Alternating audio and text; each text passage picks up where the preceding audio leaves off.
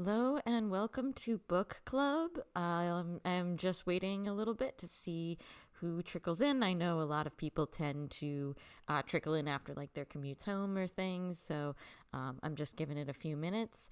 But for anybody who's here and who has joined me so far, I hope you've been having a good day and a good week. I'm very excited to get into book club discussion with you all, and I hope you've been doing well. Let me know if everything looks good on your end as we start moving through the slides, and how the audio sounds and everything. But yeah, I'll get started officially in just a few minutes.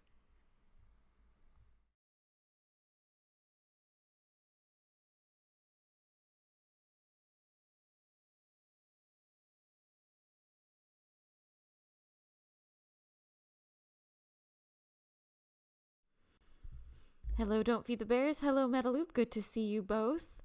Yes, I know. Every time I do any project related to Spring Day, whenever you like sit down and rewatch the video or listen to the song, it just hits you all over again just how beautiful Spring Day is. I'm really excited to be talking about it today.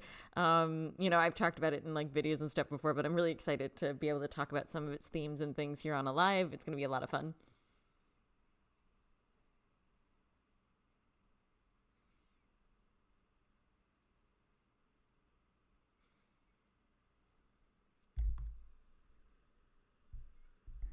And I hope you both have been having a good week. I'm glad you're here today.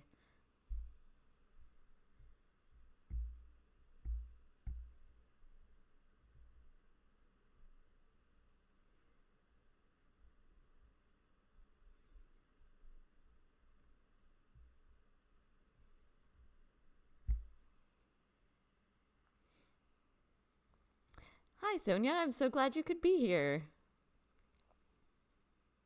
I hope you've been doing well. Hope you've been having a good week so far.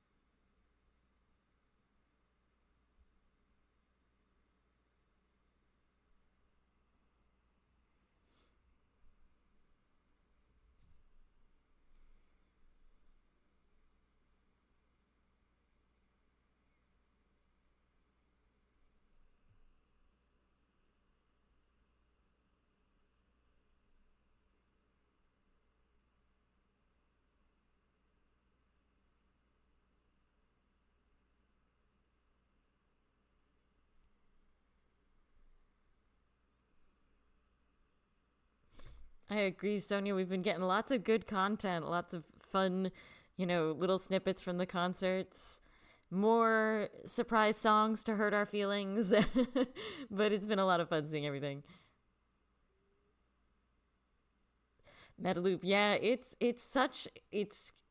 the ones who walk away from Omelas is wild because it's literally like 5, 6 pages long, and I've probably read it, between like doing research for videos and prepping for this live stream. I've probably read it like 6 or 7 times, and I've watched videos about it and things like that, and like my thoughts and feelings about it just kind of change by the hour, and like there's so much depth. So I think it'll be a really interesting experience to go through it.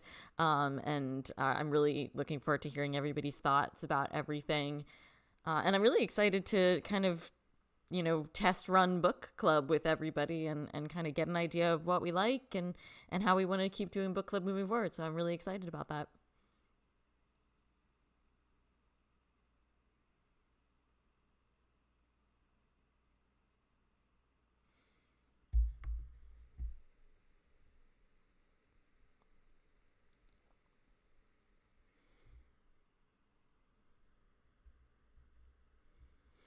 All right. So, while we wait for just anybody else to come and join us, I'll just go through like some of my housekeeping things and setting some of the boundaries and establishments for this live stream discussion today. So, first things first, just not too much housekeeping for me right now.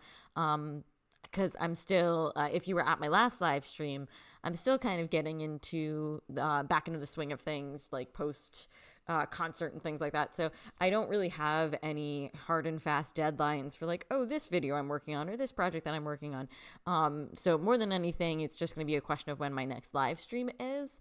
And I'm thinking that'll either be the 31st of May or the 14th of June. It just kind of depends on, since I know a lot of the concerts are going to be happening and things like that. So I'm trying to take everybody's concert schedule into account when I do projects. And I'm also not sure if we're going to get Festa this year. And, the boys are going to be doing their concert in Busan for their anniversary. So depending on kind of like what we get and when and what that timeline's looking like, it will kind of determine what day I do my live stream on, what my next date is going to be. So I'll keep you guys in the loop with that. And then next book club is going to be very much the same thing in terms of, when we want to fit the next book club in amidst the concert schedule. So we can discuss that as we go through today. But so not too much housekeeping for me right now.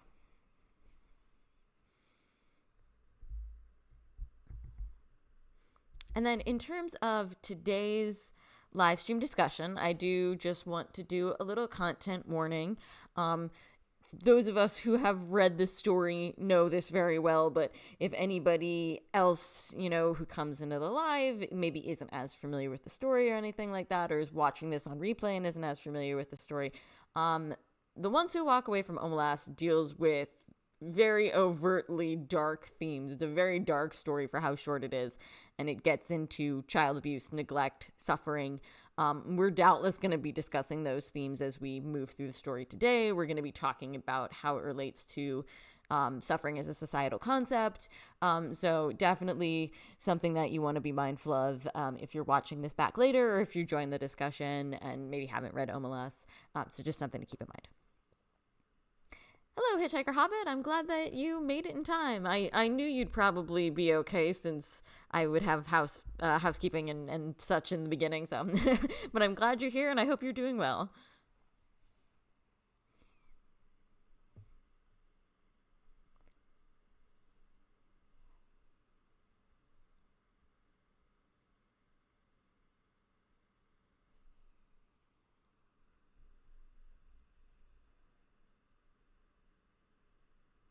So like I said just a few minutes ago, this is the way we are kicking off book club. So I'm really excited to I've been talking about book club for a while at this point. I know I had first mentioned it last year as something that I really wanted to start doing. And the reason why I picked the ones who walk away from Omelas to start is because even though it is like very deep and philosophical, because it's so short, I figured it would be a little bit more accessible for people as a starting point for book club before we were getting into like much bigger things, much longer projects.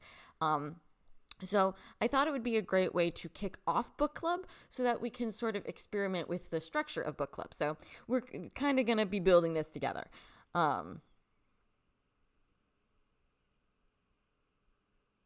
Oh, very nice, the Checker Hobbit. I like that you got to do both. That's really good. You can kind of get two different, interpretations. It's always interesting to hear how audio can bring it to life versus text. And because it's so short, it's a nice story to be able to do that with. That's part of why I was able to like read and listen to it so many times as well in preparation, because it is so short. So you can literally read it in like 20 minutes, depending on how quick of a reader you are.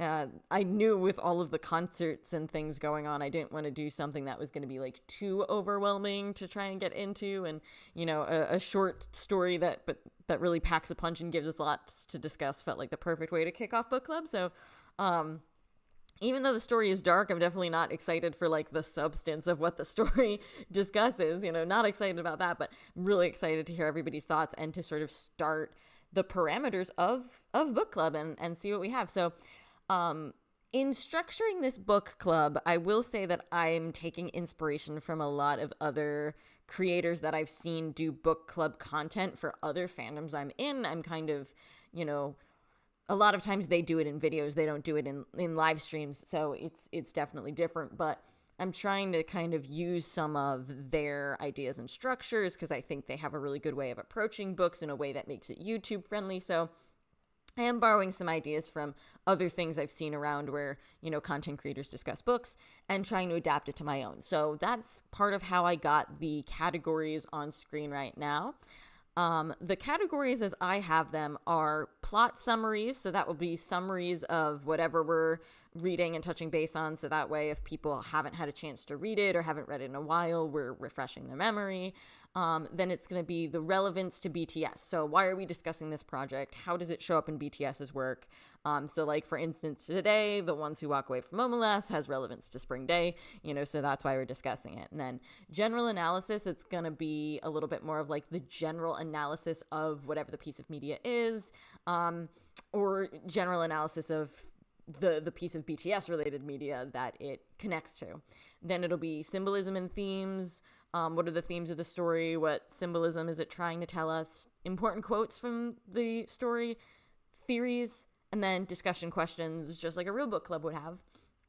And I know that not every single piece of media or, book in this case that we'll be looking at will necessarily have all of these categories. Like, for instance, today I don't really have a section for theories because even though I think you can do a lot of theorizing about The Ones Who Walk Away from Omelas, I feel like a lot of that theorizing is actually kind of in other sections, like it's in symbolism and themes, or it's in important quotes or discussion questions. So I don't specifically have a slide for theories the way I might, like, say when we're doing Damien, because there's a lot of stuff you can theorize as you go through Damien. So that might have a theories slide in a way that this doesn't. So there's not going to be every single one today, but this is going to be kind of a general idea of what I have in store for us today in book club.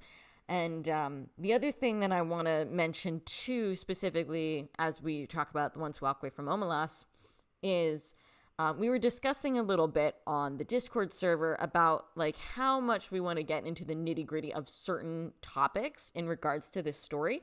So for me, that there was a big question of, do we get into the nitty gritty of like the more political ideas about, what Omelas means, as was brought up on the Discord server. And for me, because I really am interested in seeing everybody else's thoughts and opinions on kind of what Omelas triggered in your mind when you read it. But for me, you all probably know from watching my videos, I tend to be a very like social analyzer when it comes to BTS's work. I'm always looking at more of like the social implications of what they're talking about than like more overtly political ones. So that's definitely going to be my interpretation today, but I'm super curious to see where you guys come from. I do, I think a lot of Omelas and a lot of Ursula K. Guin's work does have like that inherently political element, but there's also a lot of philosophy, a lot of social issues, a lot of, just general theory. So I'm really curious to see where each of you individually, like what kind of illuminated in your mind when you read The Ones Who Walk Away from Omelas. So I'll be giving you my take, and then I'm really curious to hear your own take as well as we go through. And just in case it wasn't clear, the story that we're going to be talking about today is The Ones Who Walk Away from Omelas. So, of course, had to include that iconic shot from Spring Day as we go through and start talking about this story. So,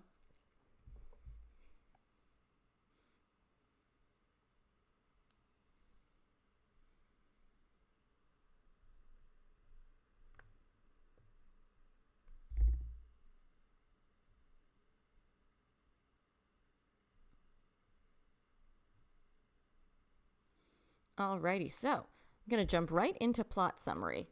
So this is probably redundant since it seems like most of us have read this story today, but just in case.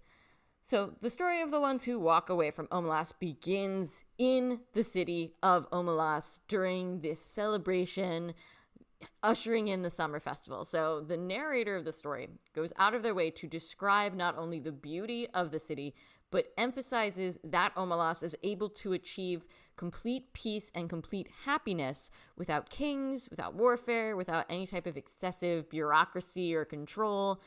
And the narrator also really goes out of their way to tell us that Omelas is not like this naive, immature city. It's not, like a city, before the dawn of time. It's a vibrant, thriving society, and we are encouraged to picture the city in whatever way will help us understand that. But as the story goes on, the narrator also clues us into the fact that there is a much darker secret at the heart of everything in Omelas, and that secret is that the peace and happiness of the city are entirely dependent on the fact that one single child is forced to live in constant misery in a basement under one of the houses. You can't do anything to give any type of comfort to the child. You can't even speak a nice word to it, or the happiness of Omelas will end. Everybody in the city knows about this. When they come of age, they're brought and they're shown the child. And when they first see it, a lot of the young citizens are disgusted and outraged by the fact that this child exists, and that's what is leading to the prosperity of the city. But in the long run, many come to accept that there's nothing that they could really do for the child, and that they just kind of have to accept that this is reality.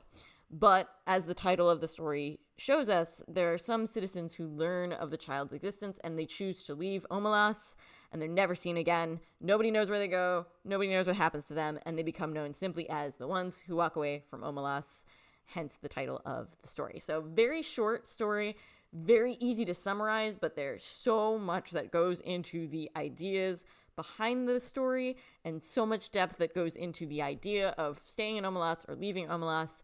And we'll get into all of that as we go through today. So, I like that description, Sonia. I like that description a lot, of like looking at how social institutions work and how they build and maintain the institutions. So I like that description for looking at kind of like the social aspect of things. That's a really good way of putting it.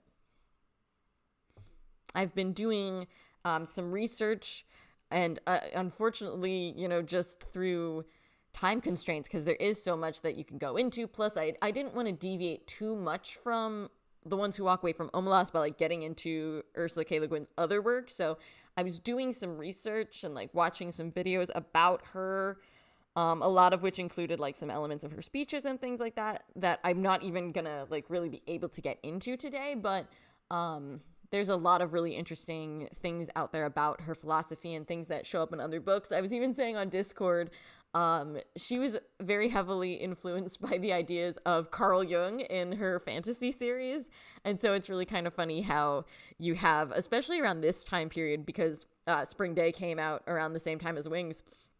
So it's really interesting that you have Damien, which was influenced by Carl Jung, and you have a story about Ursula K. Guin, who, even though not necessarily in Omelas in her other work, but was also influenced by Carl Jung. And then, we can jump forward and we get a lot of the, Carl Jung philosophy as we head into Love Yourself and Map of the Soul. So it's really kind of funny how everything is so interconnected when it comes to analyzing BTS's work and the, people and philosophies and stories that influenced it. It's really funny to see how those things all connect together.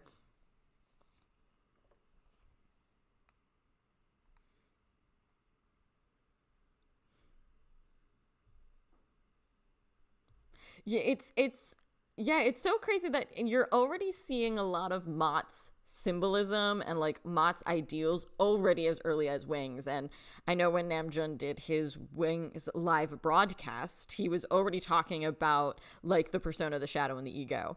And so obviously, there wasn't like as overtly Jungian themes in Wings as there was in Map of the Soul, using Jung's work directly, but it's so interesting how those themes were already starting. Like you said, Sony, he was already connecting the dots, and I think it's really interesting. Something that I've always kind of used in my own analysis is that you can really see the evolution of BTS and their ideas, and how they evolve those ideas, literally starting from their earliest work and moving forward. It's just really interesting to be able to track that and see how those things develop super organically. I honestly even think that their use of the ones who walk away from Omelas kind of is an interesting continuation and evolution of ideas that they were previously exploring in Most Beautiful Moment in Life, and even as far back as the school era, and seeing how those, their thoughts about society and their thoughts about, what to do when faced with society, how those ideas of like rebellion and defiance, and then how you choose to do that, how those continue to grow. It's just really interesting when you trace that from beginning to, as far forward as, depending on like today we're stopping at You Never Walk Alone, but depending on how far you go, you can just keep tracing it. It's so interesting.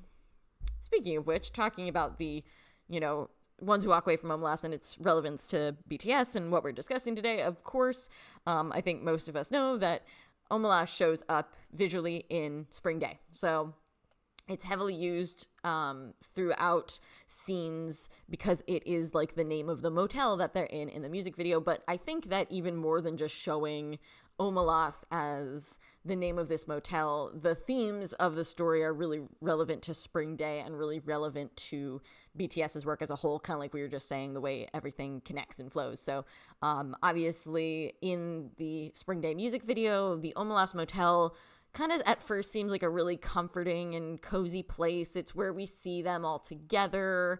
They're kind of playing around, having fun with each other, just kind of, being the youth, very much indicative of like the most beautiful moment in life, and how they were always like together and doing things like that in those videos. But it eventually starts to seem like this really cold and desolate place. So, later in the music video, you have Jungkook's character kind of running through it, and it's dark and it seems a little bit more creepy. The light is colder. It's no longer a warm light. It seems very forbidding. And eventually we see that all 7 of the boys come together and they leave. And it seems very clear that they leave the motel and just leave where they are in general, and they strike out on their own.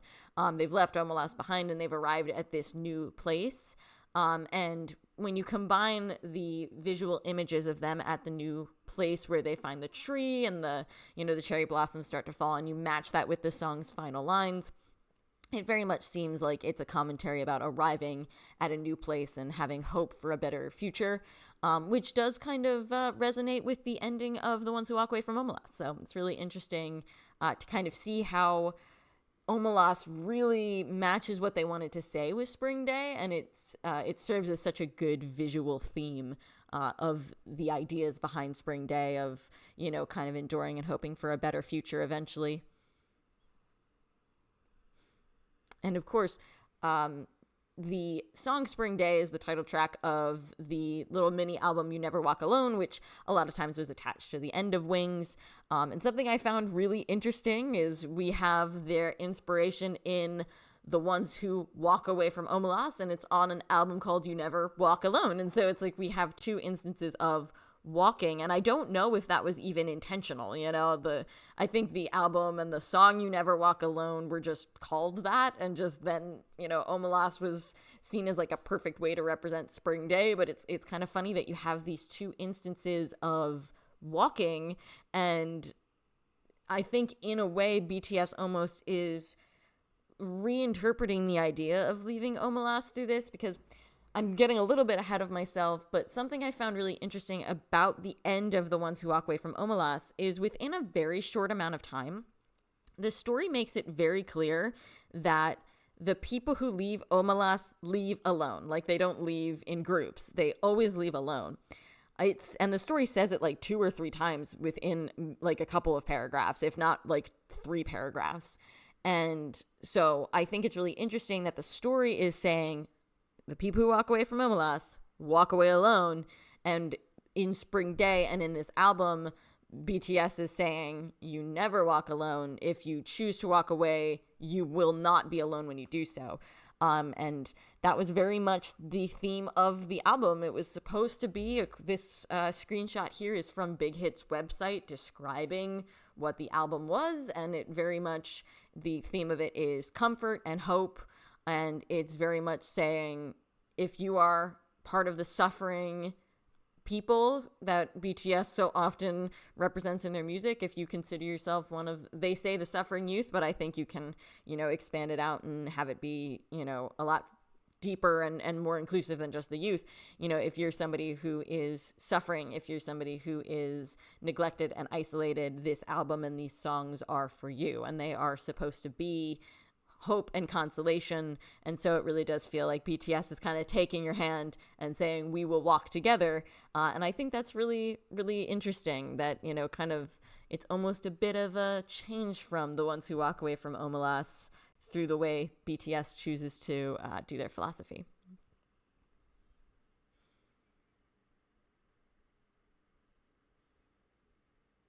Metaloop. Yeah, that's something I've thought about a lot too. And I watched a video. I want to find his channel name because I really liked his video. Give me 1 second.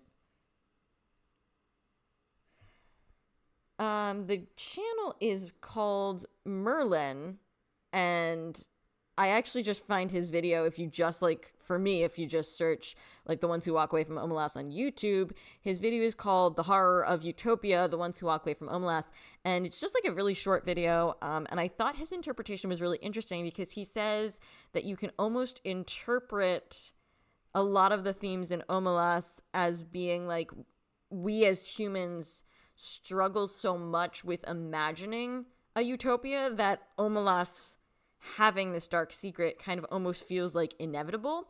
And he's saying that the ones who walk away from Omelas kind of represent the ability to imagine a different world. So I thought that was really interesting too.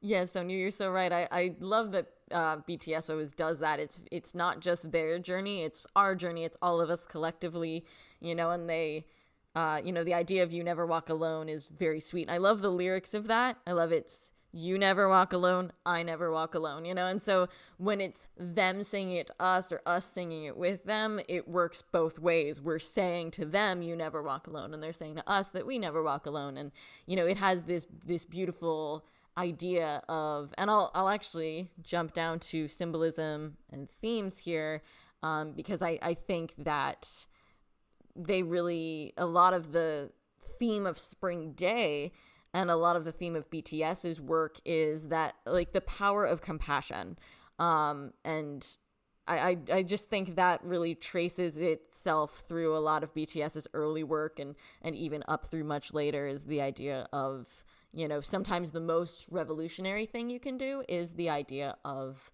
having compassion for others. Ooh, that's a really good question, that introvert bookish girl. Do you think they go in search of a better place where joy is equal, or where everyone suffers their own pain? That is really, really interesting. And honestly, I think it could probably be both. And so this is actually a good slide to talk about this on, because something that's been rattling around my head as I think about the ones who walk away from Omelas, and I'm curious if, what you guys think about this, if any of you had the same thought. But so at the beginning of the story, when the parameters are being set up for Omelas as a city, the narration tells you that you can think of Omelas however you want, so that you can imagine a society that is both like happy and joyous and peaceful and thriving, but that is also like not in a primitive state. So they're very much like, the narrator very much says like, hey, if you want to imagine that there is, like recreational drug use, you can do that. If you want to imagine there's orgies, you can do that. Like, so the narrator is saying, picture Omelas however you want to picture Omelas, so you get an idea that this is utopia. But the interesting thing is, if we were, because like obviously so much of the story is metaphorical, so we can kind of do whatever we want. But if we were imagining that Omelas is a real place, if we were imagining that there is actually a utopia that looks like this, then it has to have some sort of form and structure that is beyond what the individual can control. You know what I mean? So like when we read, we can imagine it however we want. We can imagine that there's flying cars or something, but if you were actually living in Omelas, there would be a very definitive idea of what utopia looks like. And I have to say that if Omelas, not even counting the suffering child, just counting just what you see above the surface, if I was living in a city that was like Omelas, that had like random orgies and things like that, that would not be my idea of a utopia. Like, my idea of a utopia would be very different. And I think it's interesting to acknowledge that my idea of a utopia would be vastly different from a lot of people's ideas of what a utopia would look like. So then that raises the question of, like, who gets to create a utopia? Who gets to say what makes a city happy or prosperous? Who gets to say, like, who gets to mandate the joy that everyone feels, And so that's really interesting too. And so in terms of like, what are the ones who walk away from Omelas looking for? It's almost the idea of like, you can't let somebody else determine your happiness and determine what is good for you or peaceful for you. You have to go out and find it yourself. So that's kind of an interesting element too, of like, not only is Omelas's happiness built on something so terrible, but like Omelas's happiness might not actually even be as happy for everybody as you might think. You know, that's my weird interpretation.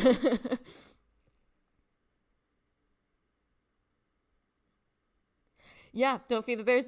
And that's a huge part of the debate for, you know, part of what makes this story so interesting. It's like you're choosing not to participate, but, you know, are you still complicit even if you walk away? You know, it's really interesting.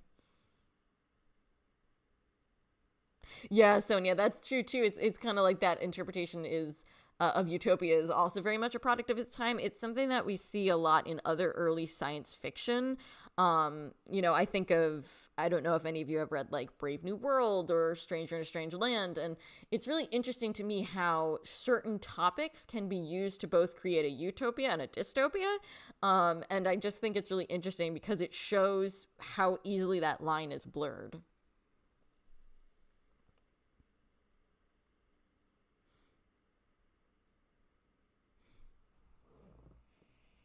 And so just to get into some of those themes here too, kind of there's not as much symbolism on this slide as there is themes, but a couple of the themes that jumped out to me in both Omelas and in Spring Day are the idea of a world apathetic to suffering, which I think we see a lot in Most Beautiful Moment in Life as well. That's something I've discussed, you know, previously when talking about the HYYH era, is a lot of times it's the, you know, the characters that BTS are portraying are young people who are being ignored and neglected by society. Nobody cares about what they're going through. And so it's really interesting when you put it in the idea of a utopia of, can a society really be a utopia if it ignores suffering? And then kind of like, to your point, don't feed the bears, is it enough to be aware that suffering exists? You know, does that make it better to be aware of it rather than ignorant of it? Then the idea of the greater good, kind of to our point about, you know, who makes a utopia, who sets those parameters, you know, who defines the greater good? And what if these values of the greater good don't actually match our ideas, you know, or our morals, which is something that's been explored in literature for a long time. The other thing I think is really interesting is the idea of choice, and is our choices ultimately futile? You know, is there a power in removing yourself from the status quo if you can't change the status quo? And so it's kind of this question of like power versus powerlessness. You know, where do you derive your power from? And then kind of like I said with, you know, the easily blurred line between utopias and dystopias, it's kind of really interesting to decide, is Omelas actually even a utopia? Is a utopia even possible? And then specifically when it comes to Spring Day, it's really interesting that you have both Omelas and Snowpiercer. So you have one city that is supposed to be a utopia, and then Snowpiercer as a dystopia. I've personally never seen the film Snowpiercer, but I do know enough about it to know, because it's, you know, it's a train that's basically circumnavigating the dead frozen world, and so there are people in power who, you know, kind of keep down the people who they deem as less worthy, and they're all stuck together on this train. So I've never seen it, but it has a lot of really interesting themes and stuff too.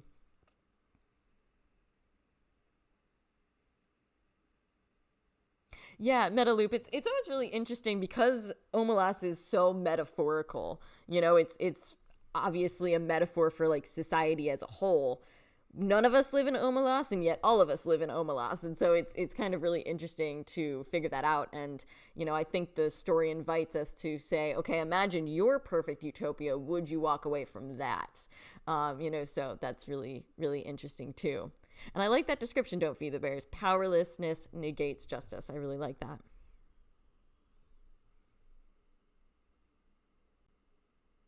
Ooh, Lindsay, I love that description. Is Omelas truly happy when they can't even describe happiness? That is so interesting. And that's something I found some of the quotes really interesting about happiness in the story. So I have a slide later where we're going to get into some of those quotes, because I think there's so much to unpack in some of the way that they try to think about suffering versus joy in the story. And, you know, some of those descriptions just fascinate me. So we'll definitely get to that with some of the quotes, because that's a really good point.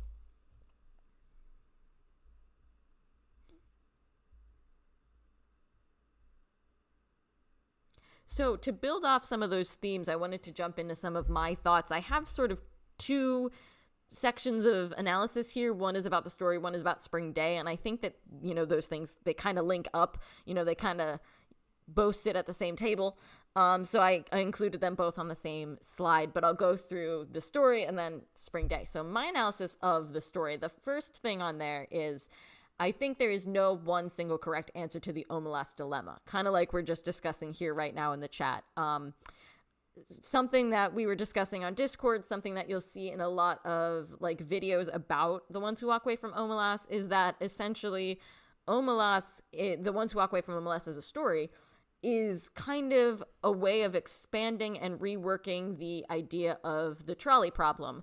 Metaloop actually shared a great video on Discord with us, kind of doing a really good job of detailing the trolley problem, which at its core is the idea of, if there was a trolley barreling down the tracks that was going to kill 5 people, would you divert it so that it only killed 1 person, so that the 5 people would live and that only 1 person would die, and, kind of do less damage that way, or would you not? And so a lot of people, I've seen a lot of, different versions of the trolley problem.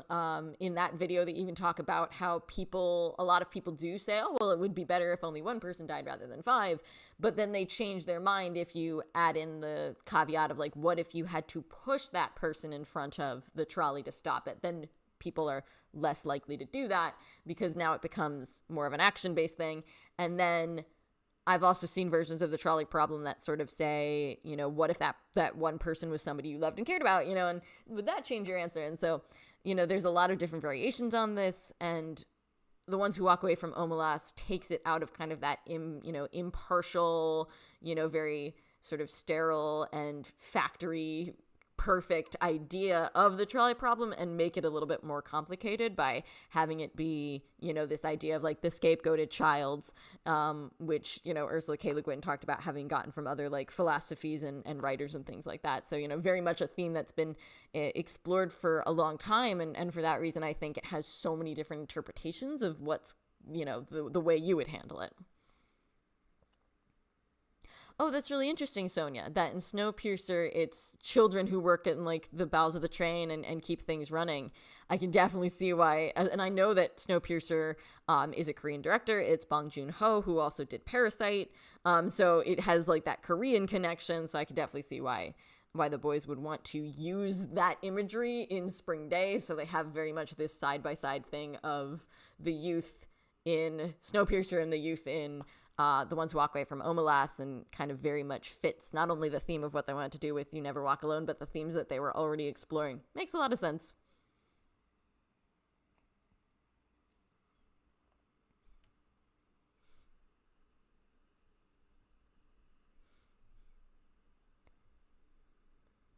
Oh, and the other thing that I was thinking of, I was actually just thinking about this morning while I was prepping all my slides and such, talking about how there's no one single correct answer to the Omelas dilemma. As a Star Trek fan, it also reminds me of the idea of the Kobayashi Maru, which, has become a little bit of like a thing that people use, even if they're not Star Trek fans. You'll hear people sometimes say it to mean like an unwinnable scenario, because that's what the Kobayashi Maru is in Star Trek lore. It's kind of a test that people who are trying to take leadership positions in the Star Trek world undergo. And it's basically a simulation where there's a ship called the Kobayashi Maru, and you have to figure out what you do in a scenario where it's been a long time since I've actually like looked into the specific lore of the Kobayashi Maru and like what the test actually entails. But essentially there's no single correct answer. You just have to do whatever you think is best, and it's kind of supposed to show like what is your leadership style, how do you handle a crisis, because there's no way that you can come out of the scenario with everything being perfect. And so it's kind of that unwinnable scenario of what do you do? Yes, exactly, Valerie. It's kind of like a catch-22, where it's just like you have to do whatever you deem best in the moment, and you have to decide what is the best path to take based on your morals and your values. There's no situation in which you're going to come out of the Kobayashi Maru test and you go, everything went great, that was fantastic. You just have to sort of figure out what you do to minimize damage. And I feel like in some ways even though Omelas is very different and the question of Omelas is very different, it is kind of setting up a situation in which there's no one correct answer. There's no one good answer. Like, no matter what you do, there's going to be some issue that exists. And I always find those types of moral questions really interesting. Absolutely, yeah. Talking about the Sul Ferry, my discussion questions for this are like, what's an incident that you can think of in the real world that is very much Omelas? And for me, I think of the Sul Ferry. As somebody who's not Korean and didn't live through that, I don't really like ever feel qualified to discuss like the nitty gritty details of that without doing extensive research, so I could discuss it with some nuance. And I having been I only really know about that incident through being introduced to it because of BTS and Spring Day. So for me, it's very abstract. I don't have like all of the actual, emotional connection that like Korean people would, but I do think it's very relevant to the idea for me, just looking at it from a purely like social, as a distant observer, just from a social sense. It very much does give the energy of pretending that everything in your society is okay, even when you very obviously are seeing issues, that you are refusing to address. And it's easier to just pretend that it doesn't exist, so that's a really interesting notion as well. And when you consider how much Spring Day also kind of references the Sul Ferry, in addition to Snowpiercer and Omelas, it paints a very clear pattern of what BTS was feeling and kind of what they must have felt like seeing all of these instances of very obvious like suffering and injustice.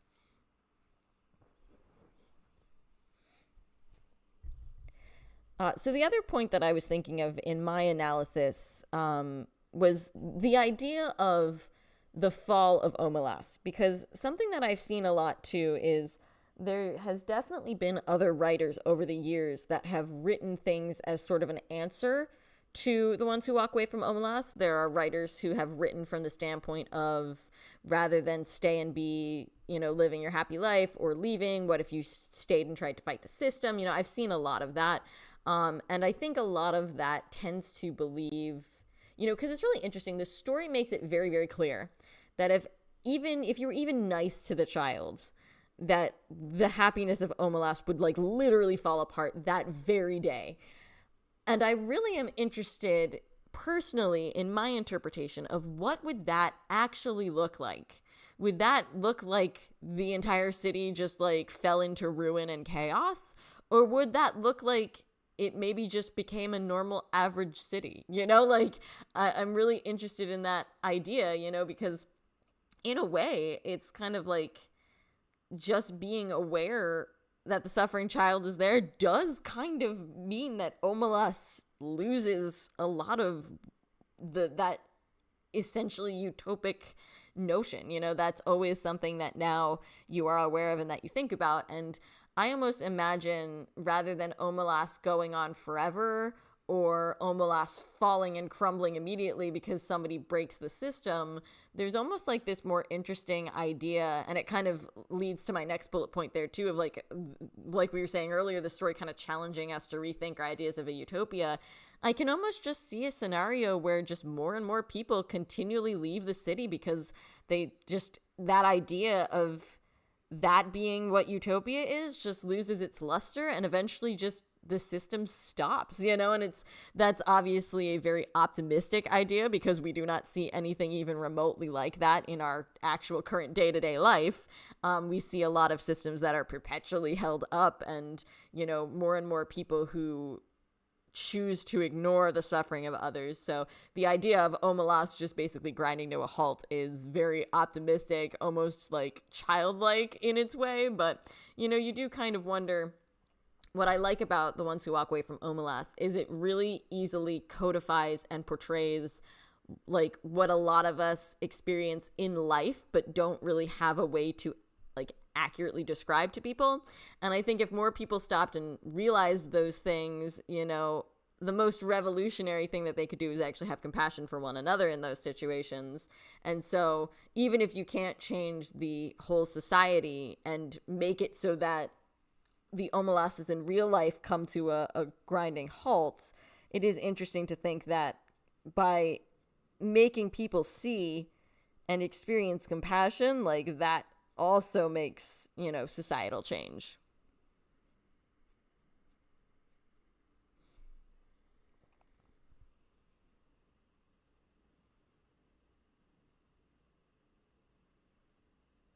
Yeah, that's a really good example, Hitchhiker Hobbit. No, I like that example a lot. The idea of like things that are mass produced, in sweatshops, and, you hear all sorts of things about like different things that are made via like slave labor, and like the horrible things that exist in, just consumerism and in different parts of the supply line. And you can choose not to be a part of the process of buying that, but it's still happening. And so that's really interesting too. It kind of also reminds me like a similar non-human version of that would be like the breeding practices of animals and things like that, or just animal welfare in general, when you choose not to do certain things and it's like you choose not to partake, but like does that actually really upset the system? That's a really good example too, Lindsay, of like kind of Hollywood as a real world example.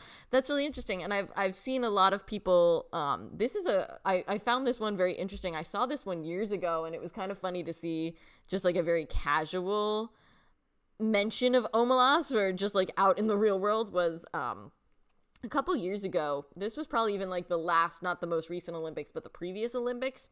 I know there was a lot of controversies that were coming around because some of the athletes, specifically some of the figure skaters, were so young, and they were competing at like 15 years old, which meant they had to have already been like training and being kind of pushed into certain systems at like a really, really young age. And it was really affecting them mentally, and I saw somebody writing an article where they referred to that as being very Omelas, of just like how, certain, like sports cultures and things don't necessarily care about the well-being of the people in the sport. They just care about, the accolades and go out there and do a more beautiful performance and get the awards and things like that, so it's kind of interesting. I think a lot of people have different things that kind of ping in their mind when they think about like what is applicable to the idea of, Omelas, and do we put up with this? Do we not put up with this? How do we express it?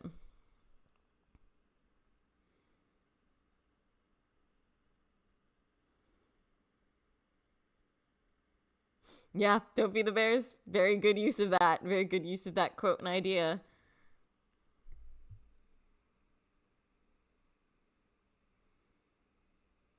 And yeah, and Metaloop, you're totally right. And I've seen this in other people's analysis of Omelas as well, is sometimes we can be aware of something and it doesn't change that we still need to like partake in the system, and that's really interesting too. And it's something that I've seen a lot with people talking about certain things, kind of like consumer culture and things like that, where a lot of times it's easier to blame the individuals that partake in a system rather than blame the system.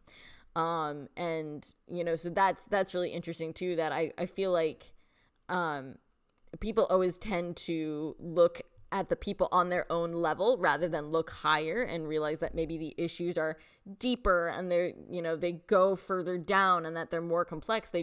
It's much easier to criticize people on a one-to-one level than it is to actually maybe look at the intricacies of a system that we're stuck in and, kind of understand that. It's much easier to blame other people than blame the system. Because that, there's a lot of times, one of the best ways I heard this described was actually in one of my favorite novels, which is kind of has a similar thing where it's like about huge corporations that, run the government, and how it seems so impossible to, express your frustration against this huge, all-powerful corporation. So the description is people need a softer target, so they tend to go after other people, not go after like this big organization that's more like a concept than it is anything actually tangible.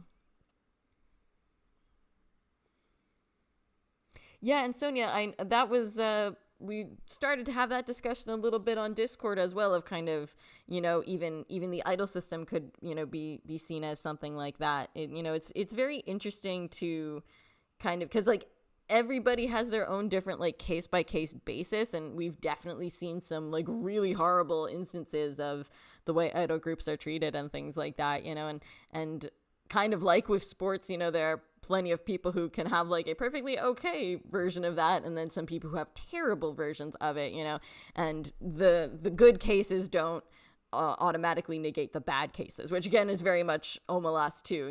The good life doesn't negate all the bad that's happening. And don't feed the bears, and that's very interesting too, because that is kind of how the story itself works, where it's just like and it's so interesting. I don't, correct me if I'm wrong, but I don't feel like they ever give the exact age of when people in the city are shown the child. They just usually say like when they come of age. So I don't know if that's like 18 years old, if that's like later teenage years, like 16, 17. That could even be in your 20s. I don't know. It's just described as like the young people.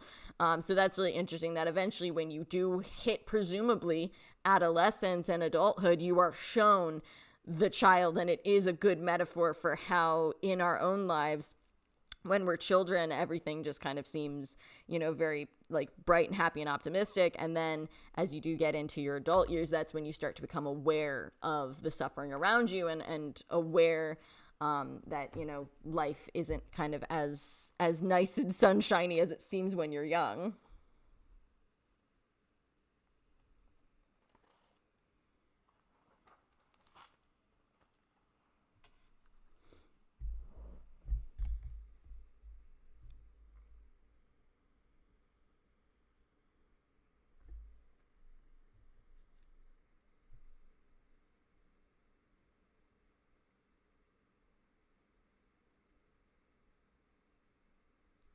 That's a really good question too, Metaloop, of like who is the idea of the ones who walk away from Omelas if we're all part of the system. And for me, this is where I think Spring Day really comes in really well, because I think Spring Day sort of furthers the idea of walking away from Omelas. Maybe that's not like you're physically leaving.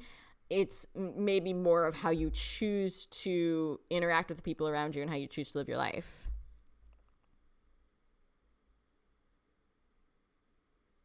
That's also a really good point, Lindsay.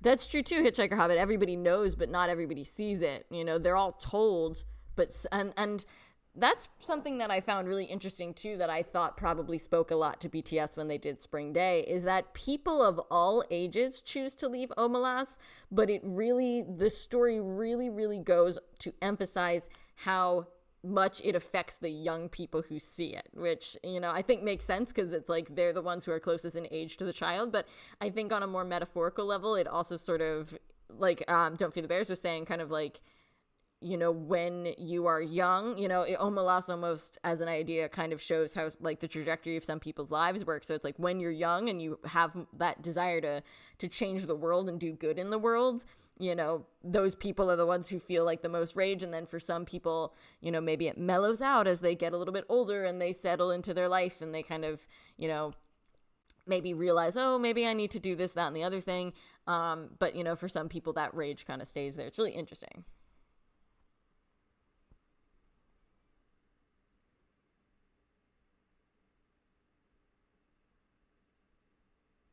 Oh, so 8 and 12. I forgot that they had specifically used that number, and you know why that just jumped out at me? Because it reminds me of Namjoon's speech at the UN, where he says that he's referencing the intro to "Oh, Are You Late Too?"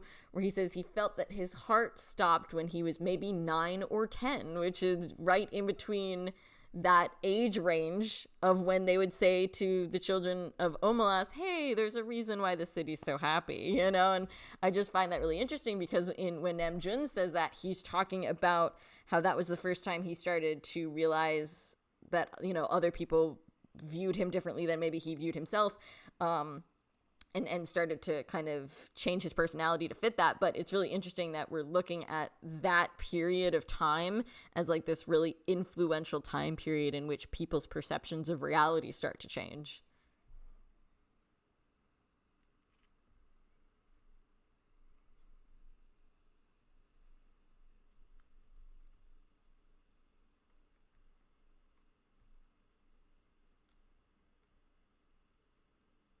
Yeah, Metaloop, you're very much right. I think if you're just analyzing the ones who walk away from Omelas, but I think if you take it into Spring Day, I think it's a little bit different. Like, leaving Omelas in that sense in Spring Day is, I think, very much a compassion thing. As opposed to in the story, it does make it very, explicit that, like, even if you stay and do good, you are still, part of the system. I do think Spring Day takes it into a slightly different realm, just because it's distilling the ones who walk away from Omelas a little bit, because it also has, like, Snowpiercer and the Swool Fairy and all sorts of other ideas in there. It's not just purely Omelas.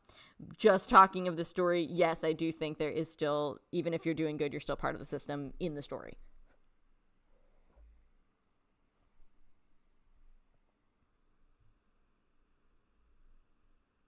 Before I do get into the analysis of Spring Day, though, I do have to, those of you who are on my Discord server saw this, I do have to have my obligatory discussion of liminal space and liminal beings. So, like I said on Discord, you can flip the counter back to 0 when it comes to days since Rachel has talked about liminality.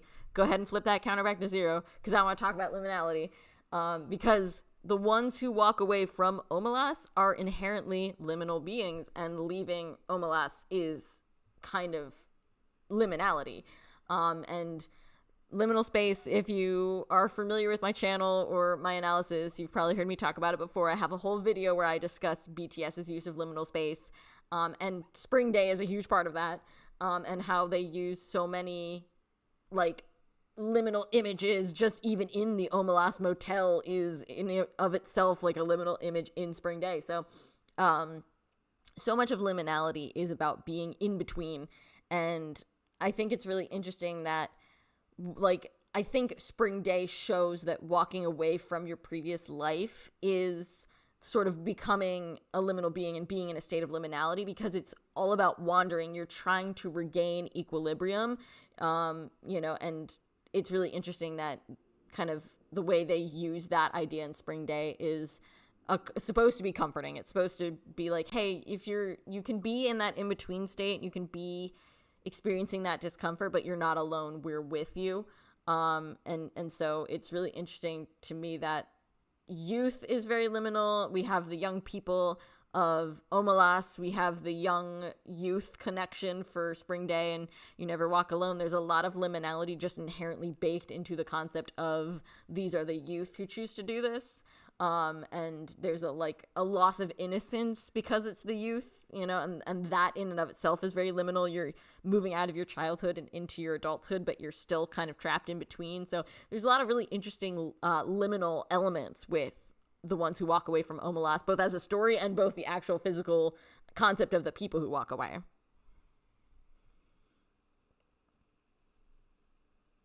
And Don't Feed the Bears, yeah, that's the idea of, like, walking away not being a solution is what I've seen a lot of those more modern writers explore when they kind of explore topics that respond to the ones who walk away from Omelas. They sort of are looking at what do other solutions potentially look like.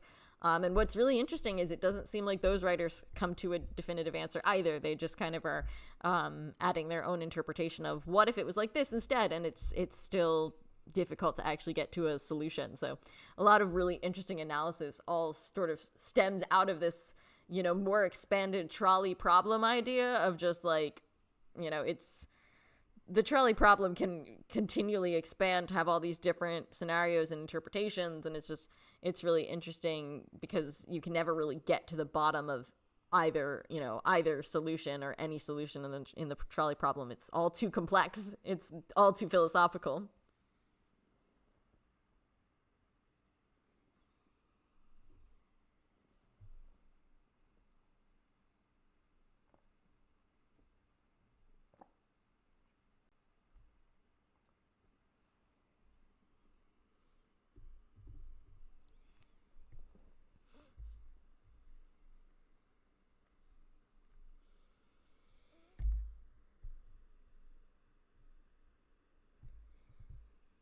So jumping over to the other side of this slide, talking specifically of Spring Day, and like I said, Spring Day is a little bit more of a diluted version of Omelas because it's just kind of exploring the themes. It's not necessarily exploring the inherent questions of Omelas is a city. It's more exploring several ideas at once. I do think Spring Day is trying to say that both compassion and awareness are meaningful, and that suffering can only be endured through connection, which is why we get You Never Walk Alone as a concept and an idea as being very central to Spring Day in the album. And so I think there is kind of an awareness of the difficult questions of Omelas, and sort of saying that sometimes all you can do is have compassion.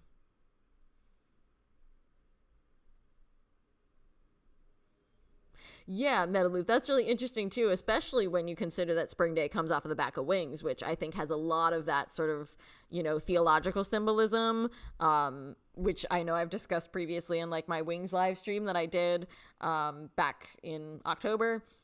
And there are so many themes, like the apple, which represents like that coming into awareness and seeing reality for what it really is. And, there's I think you could make a lot of arguments when you look at certain things in the Wings short films, or Blood, Sweat, and Tears, for how that kind of coming into consciousness works, and seeing the world and seeing the light and the dark. And it reminds me of Damien, the quotes in Damien about the two realms, where how in the philosophy of the novel of Damien, you have the first realm, which is the realm that deals with all of like the good, nice, moral things.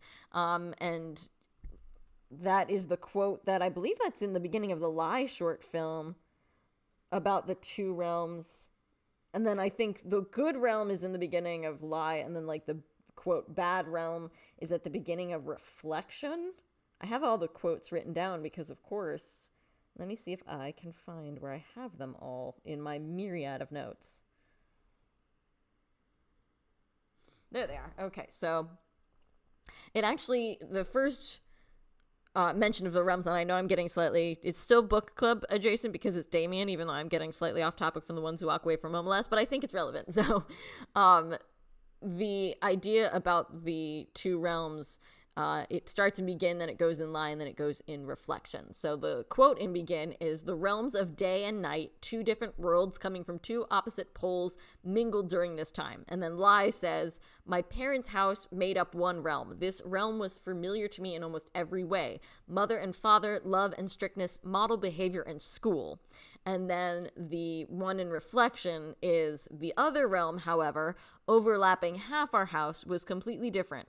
A loud mixture of horrendous, intriguing, frightful, mysterious things, including slaughterhouses and prisons, drunkards and screeching fishwives, calving cows, horses sinking to their death, tales of robberies, murders, and suicides." And so the two realms, as they're described in Damien, are literally just these kind of like this realm of goodness and safety that's really like recognizable. Like he says, oh, it's your parents, it's model behavior, it's like all of this like good, nice, morally upheld stuff. And then the second realm is like everything else that happens, all of the quote unquote bad things that would happen, and all of like the darker elements, and how life is so strange and interesting because you can have the first realm, and then you can walk outside your house and you can be in the other realm, and you become parts of those realms depending on where you are. Like in the book, he gives the description of like one of their household servants, and like how when she's in the house, she is very much part of that system of the first realm of like, oh, this is like the nice, good, moral stuff.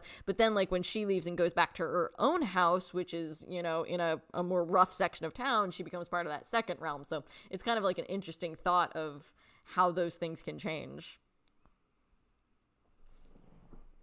Ooh, that's a really good point too, Metaloop, that you can see there's a bracelet with a cross on it in the first shot of when V lays his head down on the train track in Spring Day. That's a really interesting idea.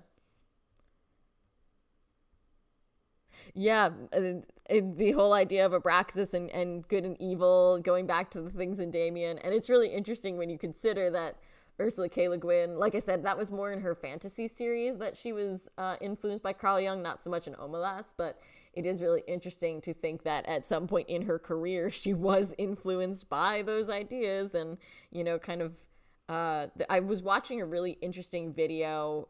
It's something I can share either like I could put it in the description of this live later, or just like put it in the comment section, or even just share it on Discord. And it was more of like an overview of Ursula K. Le Guin's like work and philosophy. It was not like Omelas was just like a very, very, very small part of this video. It was, you know, a little bit more of a broader idea of exploring her career, but talking about, it talked a lot about Carl Jung and where Carl Jung's philosophy came into it, and you know how it briefly mentioned Abraxas, you know, so I immediately was flashing back to Wing. So it's really funny how a lot of these things do kind of all fuse together. Like it's wild how much of army theorism actually is like a closed circle. It all comes back together in the end.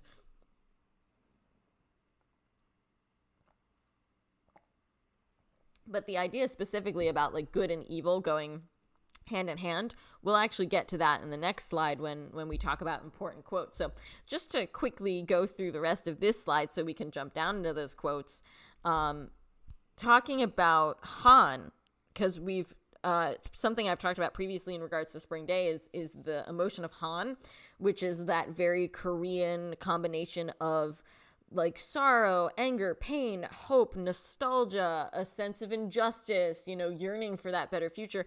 I think you see a lot of those present in Spring Day, and a lot of it kind of, I think the boys are adding Han into Spring Day as kind of an interpretation of a lot of the emotions and feelings that are present in Omelas. You know, they're giving it that more Korean spin by putting Han in there.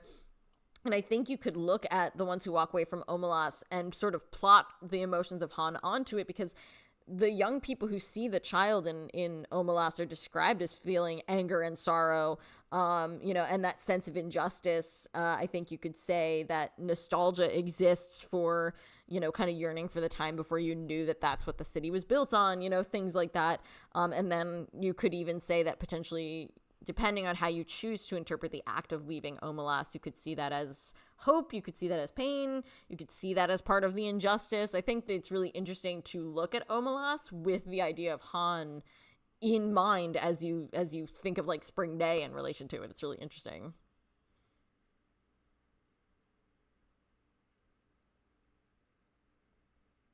Learned helplessness. Yeah, I like that description.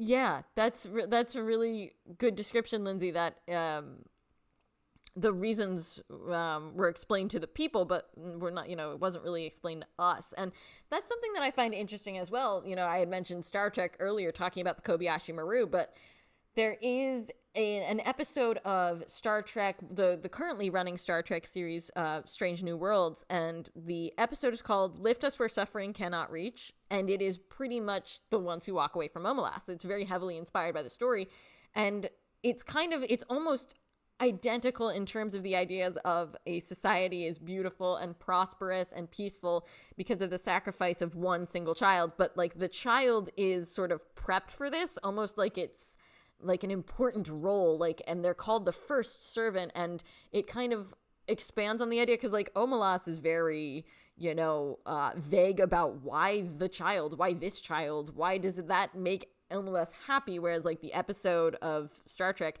makes it, you know, more sci-fi and science fiction-y by saying like basically like the child is like basically plugged into the Matrix, and it's their life force that sustains the city.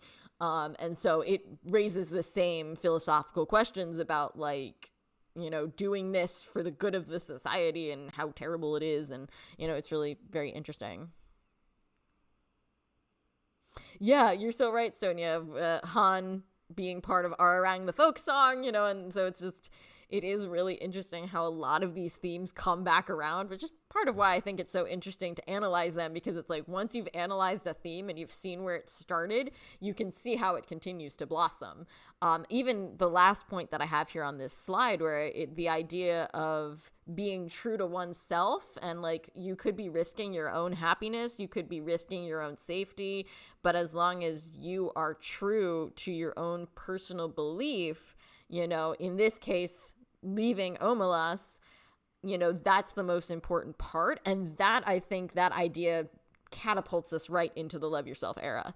You know, if you can look at Spring Day as a portrayal of you have to do what you feel is morally correct because that is how you show your value system in a world that otherwise is apathetic towards your values, that maybe in a sense is self-love, you know, and then we're going right into the love yourself era.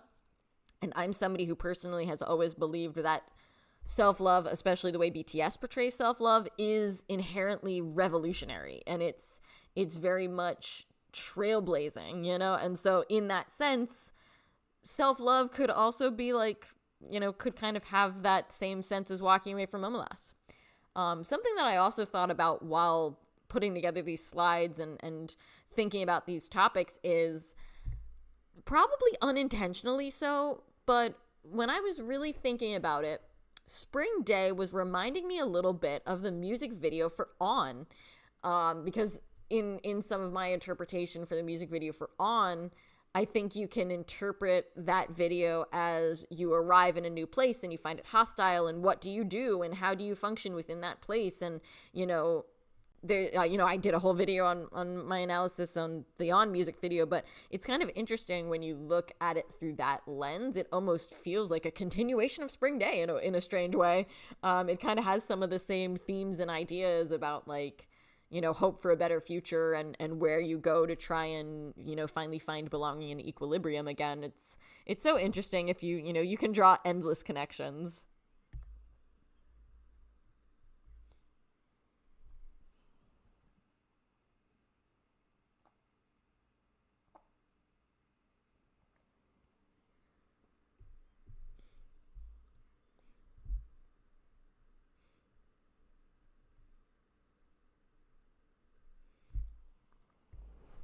All right. So here are some of the quotes that jumped out at me. I'm curious if these quotes jumped out at all of you as well, or if you have other quotes that jumped out at you.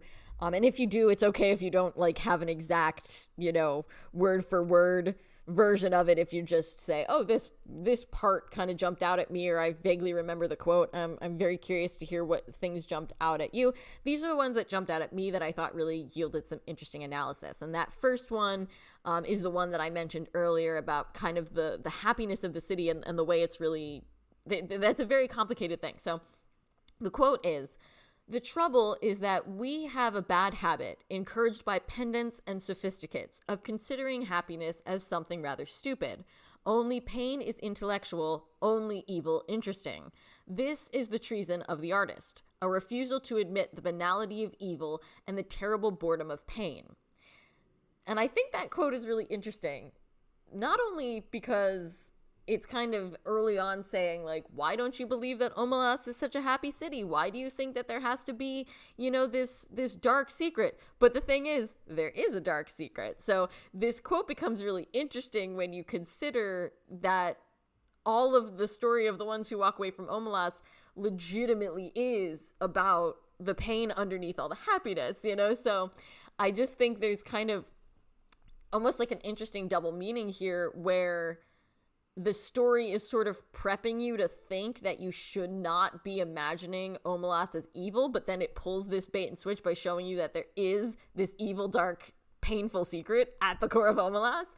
But I do also think, and that video that I mentioned earlier on the channel Merlin, the interpretation of Omelas that they put forth in their analysis is the idea of leaving Omelas seems so unimaginable to people because they can't picture a better world because they're limited by the fact that they cannot imagine happiness. So it's really, really interesting. There's so many layers just in those couple of lines that I really wanted to include it and see what you guys thought, since we had been talking earlier about, you know, Omelas and happiness and like, is Omelas actually as happy as we think, you know? So I'm curious what that makes you all think of.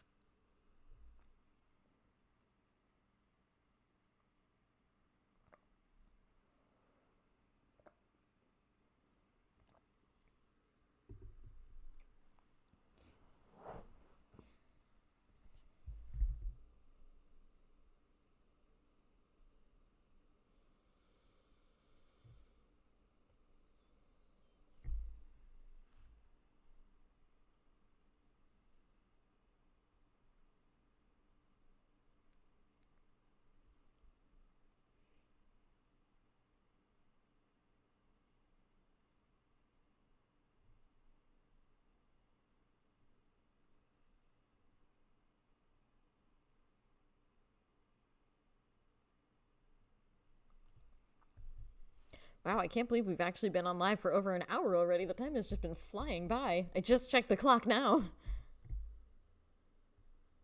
Part of that is also because I've been talking like nonstop. You know me. You know I love to talk.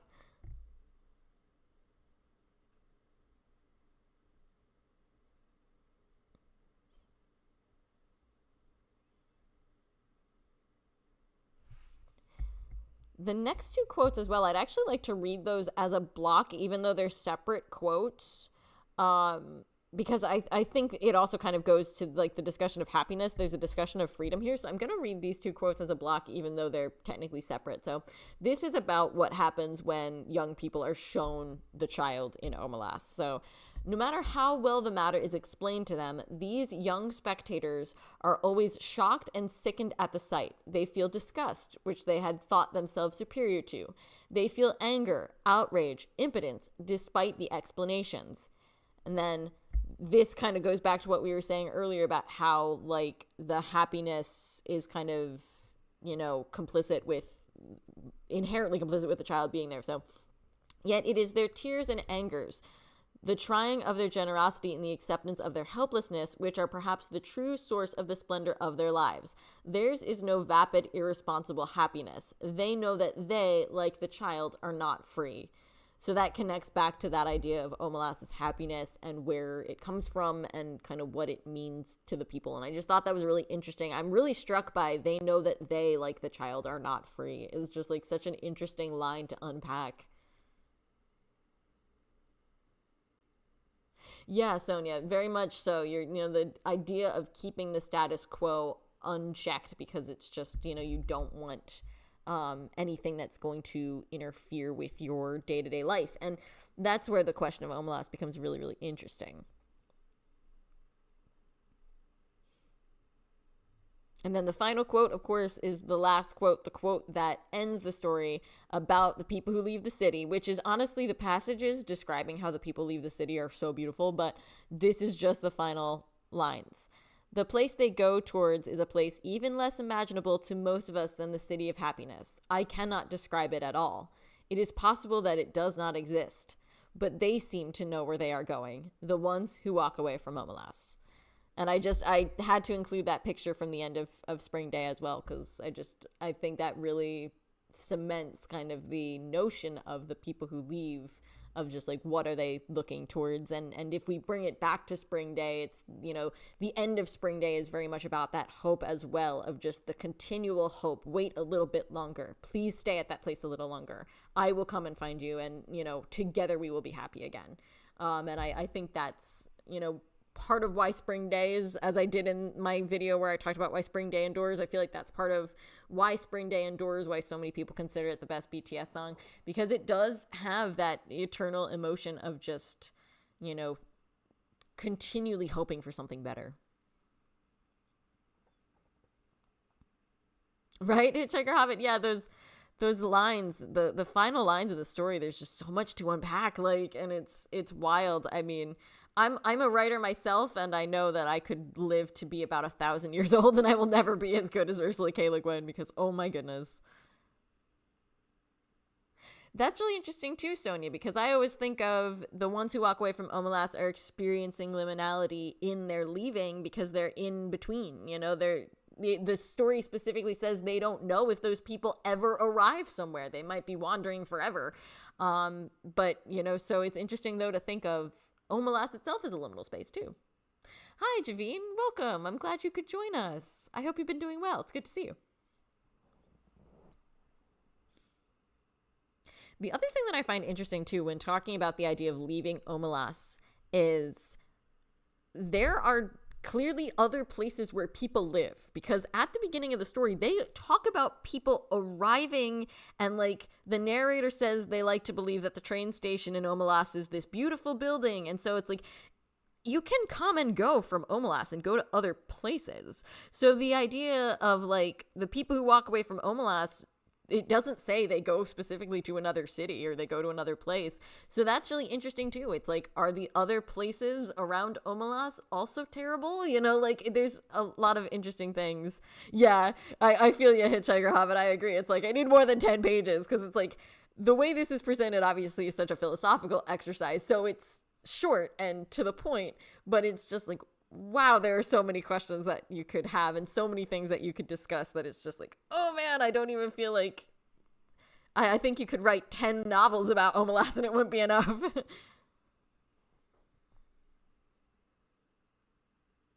No worries at all, Javine. And as always, this will go up after the fact on the channel so you can watch whatever you missed. And I would love your feedback. As I said at the beginning of this live stream, we're working out the bugs for book club and figuring out what works best for everybody. So I'd love your thoughts.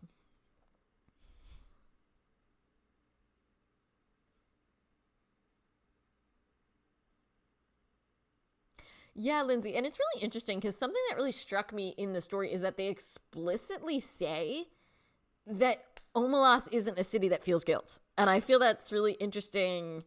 Like that's an interesting thought process.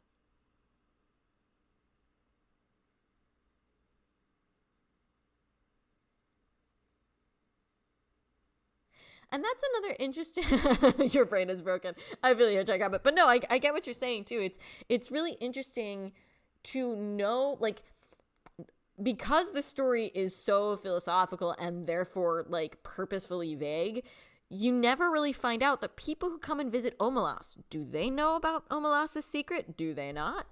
Do they look at Omelas and just, do they choose to ignore? Like, if they know the secret, do they choose to pretend it doesn't exist?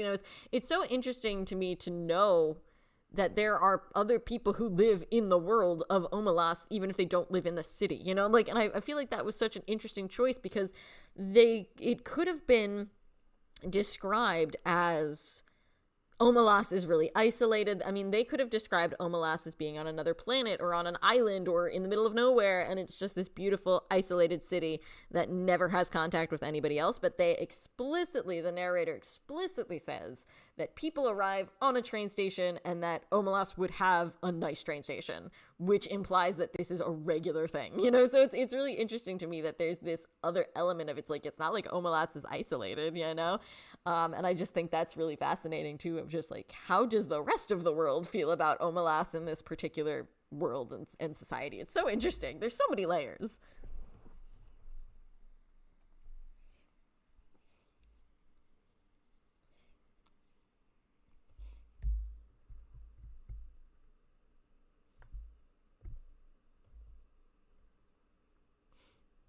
And so a lot of these questions are things that we've already kind of been discussing. These are my discussion questions. I shared these on Discord. I shared these in the community section of my channel, in the post section. So a lot of these we've already been discussing throughout the stream, but I still thought I would throw them on screen just in case we had any other thoughts, or if anybody had thoughts that they were specifically waiting until we got to this slide to discuss. So my first question is, why do you think Omelas specifically shows up in Spring Day? And I think that you could interpret that question one of two ways. I think you could interpret it as, why does Omelas show up in Spring Day? It could show up anywhere. Why is it showing up in Spring Day specifically? Or you could take that as, why in the whole wide world of media that could have influenced Spring Day's music video, why do you think Omelas was chosen? Like, I think both of those questions are valid. And what do you think we're encouraged to see in its inclusion? And I've been talking about that a lot throughout this live stream. I think Omelas being about, one single child who suffers very much fits BTS's idea of the apathy of the world to suffering. It fits that Sulferi idea. I think the idea of making somebody suffer so everybody else can be happy, and then people see that suffering and still choose to do nothing about it. I think that's very much something that BTS would have been aware of, especially when you consider where they started and the stories that they told from their earliest music up through to when You Never Walk Alone was released.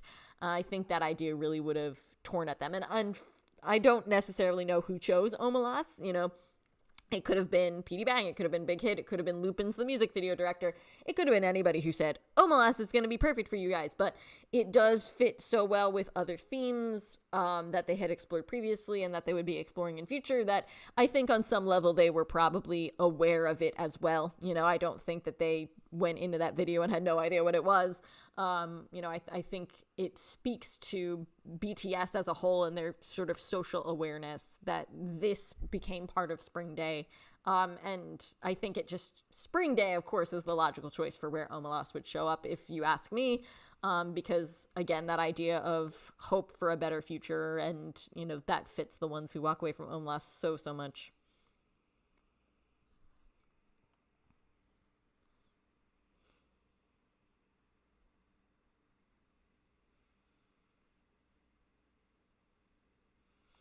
Yeah, Don't Feed the Bears. I really like that description of like the rationale for why people walk away, and kind of going back to that idea of liminality, I think there's something really, really interesting to be stated about when you're in between like that, when you're not part of one group or another. There is sort of an idea of looking like going back to Carl Jung. Carl Jung believed that self-actualization only could happen in basically a liminal state and time. Like you had to be in a liminal state before you could actually experience self-actualization. So in a weird way, the ones who walk away from Omelas almost kind of serve as this metaphor of like self-actualization.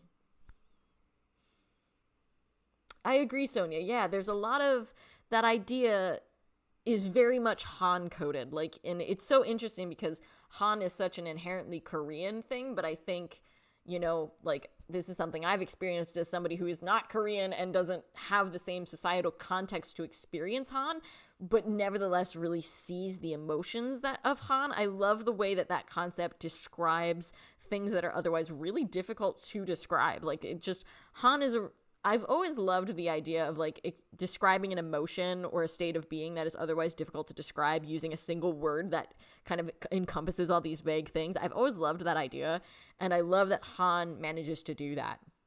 I wish that there was an equivalent to Han in like my society and culture and language, but I love being able to borrow Han with the caveat of saying, hey, I don't actually have the cultural context to fully experience it the way Korean people do, but I like being able to borrow it to discuss some of these more difficult topics and emotions, because it really does speak so much to, I think, what a lot of people feel, that sense of injustice and helplessness, but also hope, and there's so much to be said about Han as a concept, and I just think Spring Day is a masterpiece of Han. Like, it's so beautiful and so sad.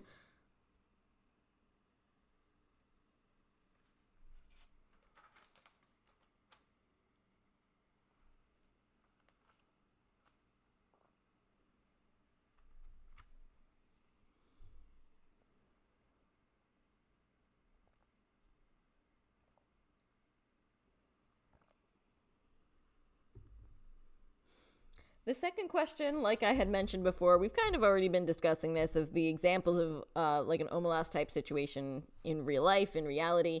We've already mentioned several different ideas and concepts that are like Omelas in real life. Like I said, my mind jumps to the Seoul Ferry disaster and how it was so much easier for people to just make excuses and, kind of blind themselves to the reality of what happened. It was much easier to just pretend that it wasn't happening. Everything was fine. Don't look here. And how devastating and tragic that is, that it was much easier for people to just pretend that society is functioning like normal and not have to face the reality of something so horrible. So I always think of the Seoul Ferry when I think of an Omelas in real life, and we discussed other real life examples. We've also been discussing throughout the live the question of like, would you walk away from Omelas? Why or why not? We've already kind of been discussing a lot of that, but I am curious to see if anybody else has anything else that they choose to add to that discussion of like, if you were in Omelas, if you were faced with that decision, would you leave or would you stay? I'm really curious kind of where you all land on that. And yes, I agree, Hitchhiker Hobbit. Spring Day truly is a masterpiece. Like, I did that whole video where I talked about like the reason why I think Spring Day is so enduring, and mentioned the fact that people like to call it the eternal queen of BTS songs. And I mean, honestly, I really do think that, even if Spring Day isn't like your quote unquote like favorite song that you listen to all the time, it's so powerful and moving that I just think there'll never be another song like Spring Day. It's truly, it's like genre defining, and if you ask me.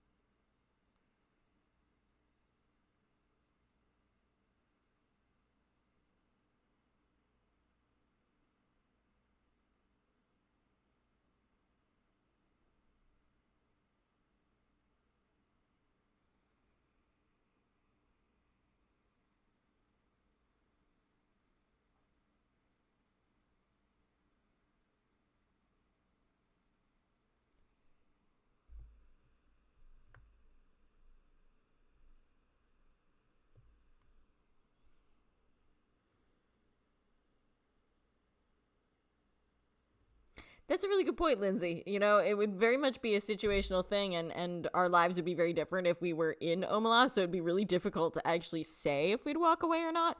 And I think that is something that's really interesting as well, because I think the idea of like, would you try and do anything to stop what Omelas is doing is also an interesting question, because it's like, you know, we can talk about it objectively, but it's like, but if you were living in a city like that and your friends were there and your family was there and the people you loved and cared about were there, it would be a very different discussion. And I think, that's so true about like any situation where you kind of ask yourself, like, what would I do? I'd like to believe I would do the moral thing in that situation, but it's so hard when you're not actually in that situation.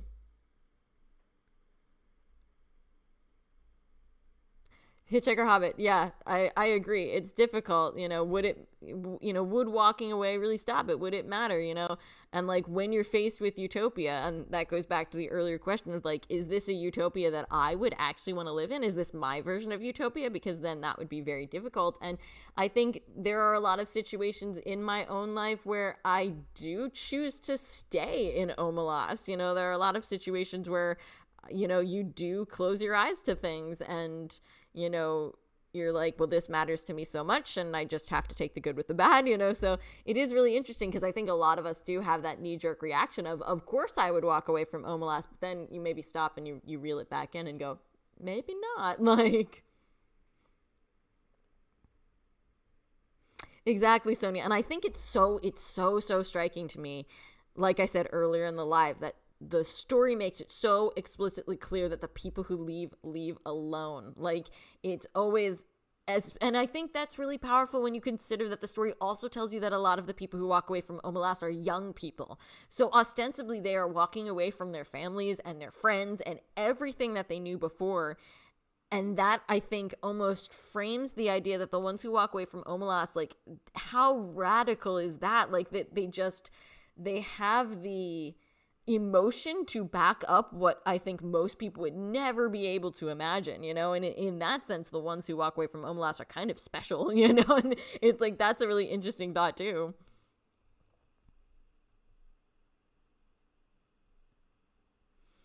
Exactly. Yeah, exactly. Hitchhiker Hobbit, I think it's interesting as a reader, you can look at Omelas and you can say, well, there's a whole world out there. Just go, just like go try and imagine a better world. I'm sure one exists, but it's like, maybe it doesn't, if all you've known all your life is this place, it's very, very crazy.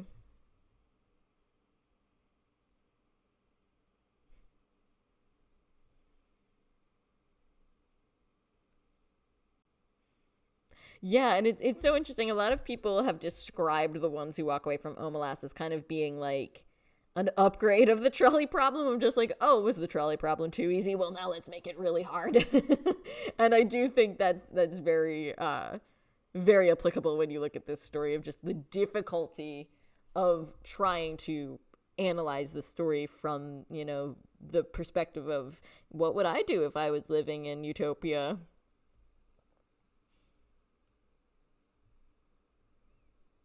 I like that. Personal responsibility is a solo destination. That's a really good description. Don't feed the bears. Yeah, and it's very hard, especially since, as we've pointed out throughout this live a couple of different times, walking away from Omelas doesn't actually really do anything. You're just choosing not to be part of the system, but essentially you're not doing anything.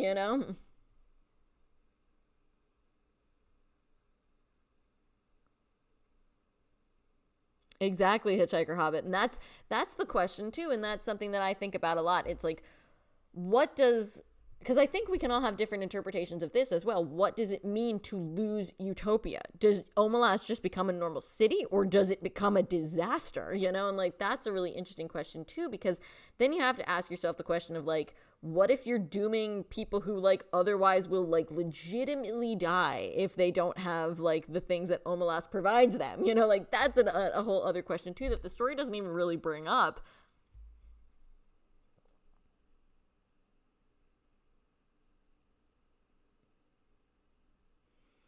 Yeah, that's true too, Lindsay. It's just like, if you're thinking, and this is something that comes up a lot with the trolley problem, where you can kind of bring it down to two schools of intellectual philosophical thought, where one is the aim in my life is to do the most good for the most people, and to, and that would be the person who chooses to pull the lever and divert the trolley so that it only kills one person instead of five. It would be, that is the greater good. That is the best outcome that I can come up with, because just mathematics, one person is dying instead of five. That is me doing the most good. Versus the other side of that philosophical debate is it should be your actions that are good. Regardless of the outcomes, you should do right moral action. And so choosing to divert the trolley, even if you're killing fewer people, you're still making the choice to do that. And so you shouldn't do that because that action is inherently wrong, and so it's like that's kind of the two moral issues at the heart of the at the trolley problem itself. And so that kind of gives us the issue too of like, what actions do you take?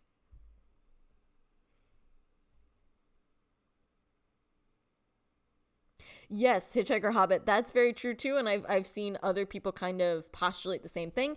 That's also that Star Trek episode that I mentioned, has that same thing where it's like the first servant, as they call them, is like a position that children are selected for, and they replace the child who was there previously, and so something else that really jumped out at me too about the story that's mentioned really briefly is that it's an important part. So even though it's only a brief mention, it is a really important part of kind of the lore that they're building in The Ones Who Walk Away from Omelas, is the fact that the child can still remember a time when it was not in the basement, which does also have that really chilling notion of, like you said, is that a replacement? Like, did that child get selected and put in there to be this, this sacrifice, basically? How long has Omelas been around, and there's a lot of other questions. Yeah, that's true too, Hitchhiker Hobbit. It's like, how do you choose, And something that jumped out at me, I don't know if this jumped out at the rest of you, but to me, it's an extra layer of horror when it's described that the child is feeble-minded. That's the quote that they use, feeble-minded. So they say that it's unclear whether the child became that way because of the terrible circumstance that they're in, or if they already were like that. And so if you think about it, if the latter of that is true, if the child was always what they're describing as feeble-minded, that adds this other layer, this other social layer to the idea of what if that's how they choose, which again, as Hitchhiker Hobbit said, the story is not nearly long enough to unpack that. So, you're kind of have to make a bit of a leap when you jump to that interpretation. But the idea that it's kind of there, like, oh, well, maybe the child always was. And it's just like, that's terrifying too, to imagine that maybe that's how they're choosing the child that gets put into this situation. And it adds an extra social layer.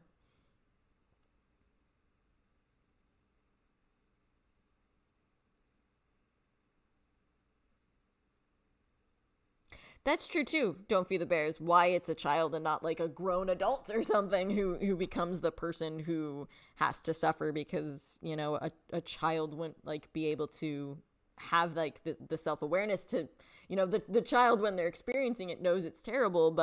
And I think the sad thing too is that the story also goes on to say that the child thinks it's being punished. The child says, please let me out, I'll be good, which is just so gut-wrenching.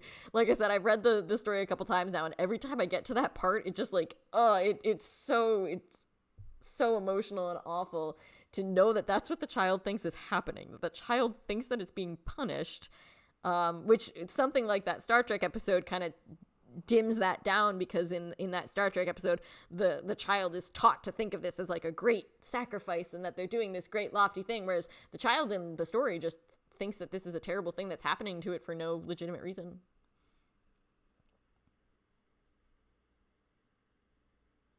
Ooh, that is an interesting point, Lindsay, of just because it says not a single kindness. So I feel like even just taking the child out of the basement in general is would be considered too much of a thing.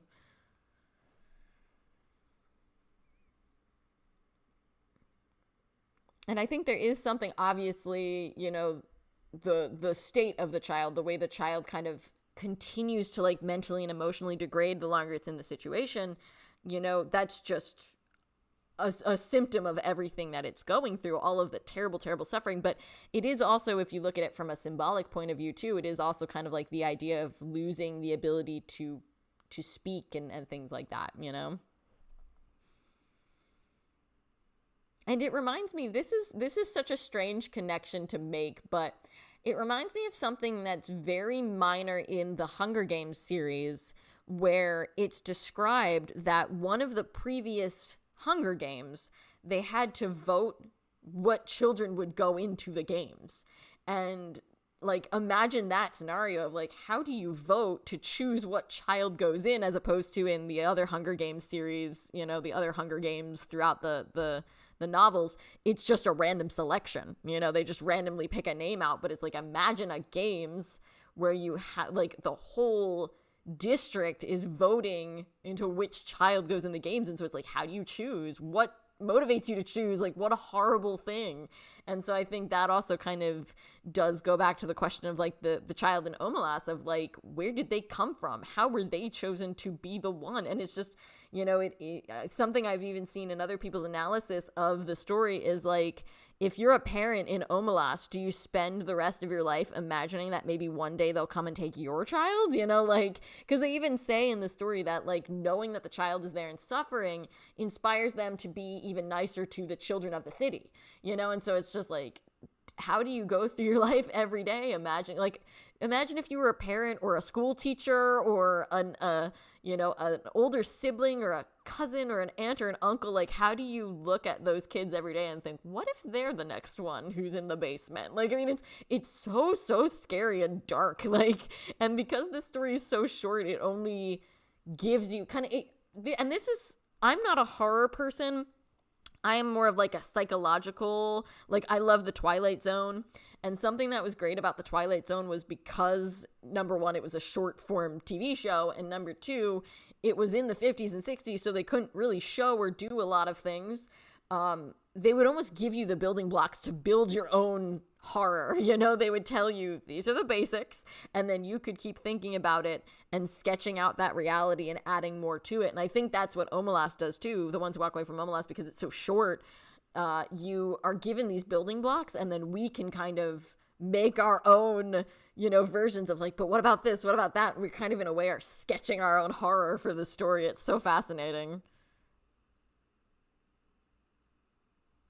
That's a really good question too, Lindsay. It's like, is it better for them not to know? Like, and I think there's an interesting, when you think about kind of the way BTS uses the motif of like the suffering of young people, there's kind of an interesting element there too, of like, a lot of young people who are neglected by society don't know why either. Society might be saying it's for the greater good, you've got to do this, but in the moment, the young people have no idea what they're even doing. Like, it's just like, why is life so cruel, and why is life so apathetic to my suffering, And it's very interesting. It reminds me so much of like some of what they talk about in the early school era, of just, the way the youth of their generation was basically forced to, do nothing but study until they were ready to drop, and like all of those pressures. And a lot of times, the people that were I don't know if you guys have seen Rise of Bangtan, the fan-made documentary, but there are interviews that they use from like other sources of like the Korean school kids who are going, why am I being forced to do this? What is the point? And that's really interesting.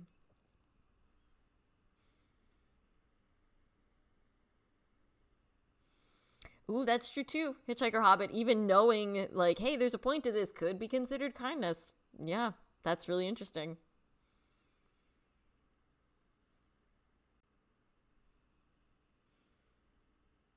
Mm-hmm. And that's where it's interesting too, because I feel like in the early school era, there's very much a theme of resistance. One of the lines in No More Dream is rebel against this hellish society. And it's really interesting to think about how that was what colored their early persona, what, kind of brought them to attention early on, is this idea of fight back. But also, I think it's kind of interesting to think of, when their name is Bulletproof Boy Scouts, and they had like the bulletproof vests back in the day, was, like their signature look. And so you think there's also this element, even more than rebellion, there's this element of protection that BTS has in what they're doing. In, I think they just really wanted to show compassion for the youth who had nobody else there. There was an early concert of theirs. This is something else in Rise of Bangtan, and it's shown so briefly on screen, but it resonated with me and stuck with me so hard. It must be from one of their concerts, but the screens during the concert says, "We will protect you," and I just think that is so, their name, their look, their vibe was all about that. They wanted to be the ones who were catching the bullets, the condemnation that the young people were facing. And so I think it's so interesting when you then look at something like Spring Day, because even though Spring Day is a much sadder, it's not rebellious, but it still has that energy of, wanting to protect the people who have nobody to protect them. And I think that's really interesting when you analyze it within Spring Day's context and within Omelas' context of BTS being these people who want to show compassion, and compassion is still kind of revolutionary. It's maybe not as rebellious as No More Dream and No in the early school era stuff was, but in its own way, it's still rebellious because it's showing kindness and compassion in a world where you are basically de-incentivized to show kindness. You are not rewarded for showing kindness in this society, but BTS is still choosing to do so. And I think that's really, really fascinating. And I love that Spring Day also includes the scene of the sneakers, washing up on shore that then they take and they put on the tree, because that's very evocative of like Soul Fairy and things like that, of just this idea of seeing the people that the world otherwise is content to forget about.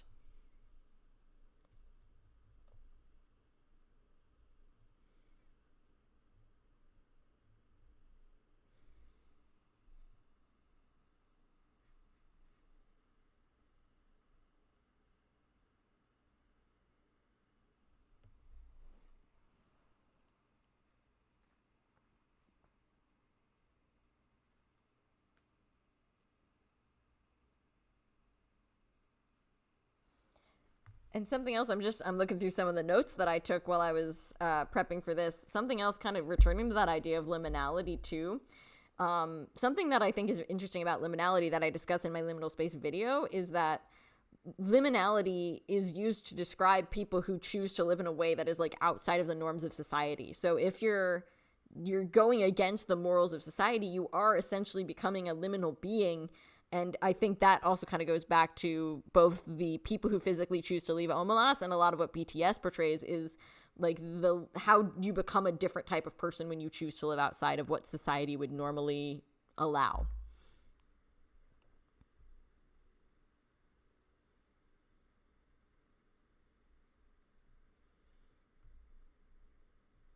Yeah, Metaloop, and I think that's an interesting question. I think a lot of, that's very prevalent in our society of just like, if you achieve privilege or you have privilege, how can you speak out against the systems that give you that privilege? That's a huge point of contention that has existed in society for so long, which is part of why I think if you analyze some of BTS's work through the lens of showing compassion and being a compassionate person, I think that is still, that's sometimes in very short supply in society. And I think, you can be compassionate even in a world that otherwise doesn't encourage or allow it. And that can be, an act of rebellion. Yeah, Don't Feed the Bears. And that's where I think it becomes interesting when you consider the album being called You Never Walk Alone is really interesting, because it is the idea of if you band together. Let me go back up to the description of You Never Walk Alone. It's just like, it's hope for the suffering youth of this generation. And by telling them you never walk alone, I do feel like it's like hope and comfort can come if we are together, if we are united. And that's really interesting too.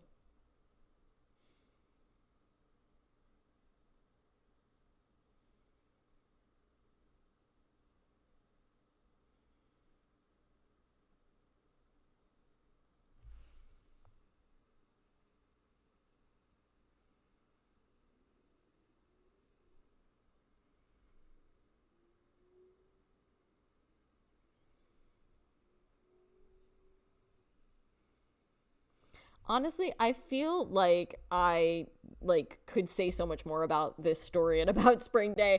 I legitimately cannot believe that we have been on live for almost 2 hours. I feel like I could talk about this for like another 2 hours. I don't know about the rest of you, but I feel like we've only just started to scratch the surface. I can't believe how fast this went by and just like how much we could keep discussing this. This is crazy.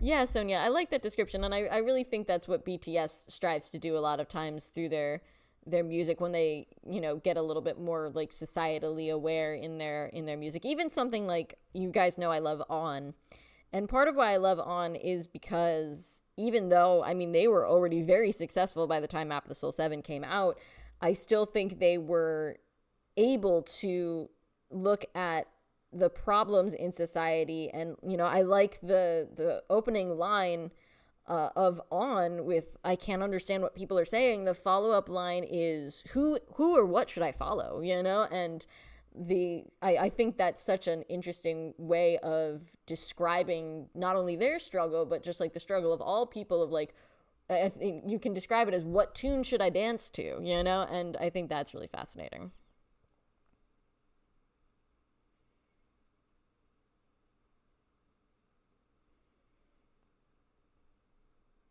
And Metaloop, there's actually very interesting. One of the stories that was written as a reply to The Ones Who Walk Away from Omelas was just written a few years ago, and it's actually by a Korean American author named Isabel Kim. And the story is very grimly titled, What If We Just Killed the Kid in the Omelas Hole? That's literally the story of name of the story. And in that story, she explores the idea of what if you were trying to accelerate the end of the system by trying to remove this child. And it's really interesting because that story kind of ends in the same place that the original one ends, where it's just like it's still not helping. Like, so it's very interesting that it's like it really is that Kobayashi Maru no win scenario of even if you're trying to accelerate the end of the system, it's still not working.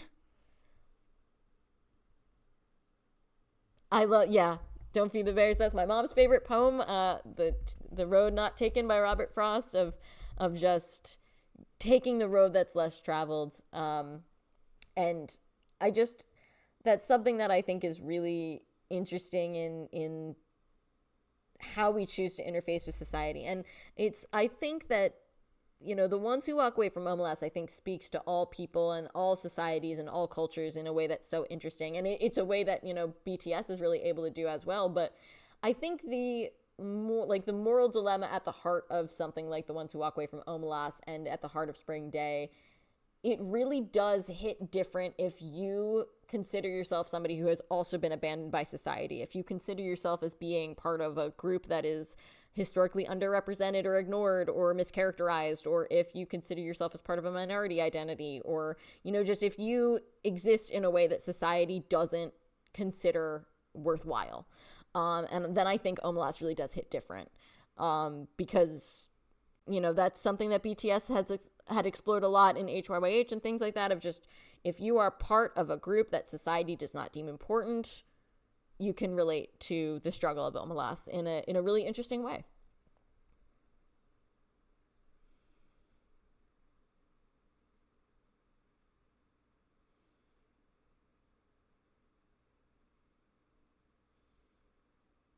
Yeah, Lindsay, I agree. I think they do some really interesting stuff with the song Aliens, of just there's so much meaning that can be just contained just in that title of being seen as like aliens, like literally aliens from outer space, but also aliens in terms of being different, and what that means and how society treats them and how culture treats them because they are different. They don't do the things that other people do, and they have such kind of unique perspectives on things, and that was very relevant to them in their early days, and it's still relevant to them now, I think.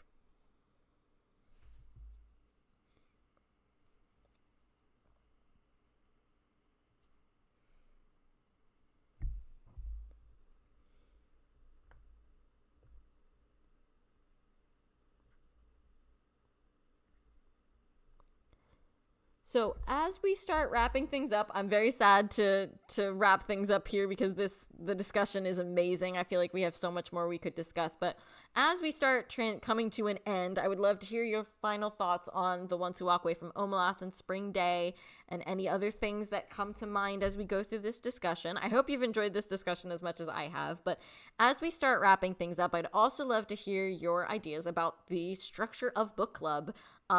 Something that I think we'll do as we move forward. Obviously, we could do all of Omelas today because it's a short story, but as we move to like larger novels, I figure I'm probably going to break them down into pieces. Like, I don't think I would say, okay, book club, all of Damien, let's go. Because I just think that we would lose a lot of the ability to have nuanced discussions, and it would feel very rushed to make everybody read like a full novel, before a live stream. So I figure for future books, we'll break it down into smaller parts. But what do you guys think about this format and everything? I would love to hear your thoughts on everything. Don't feed the bears. I love that description. The echo of disenfranchisement is what drew you to BTS, because that's how I feel too. As somebody who often feels excluded by a lot of like what's considered normal in society, that that's what drew me to BTS's message is that, as I've told you guys many times before, I became ARMY because of Namjoon's speech at the UN, in which he's talking about how you can start to feel disconnected from yourself and feel like a ghost when you feel like society doesn't have a place for you and you lose your sense of self. And then, about encouraging people to regain that sense of self was so impactful to me in my early, ARMY days. And it's still impactful to me now. So can definitely relate to that.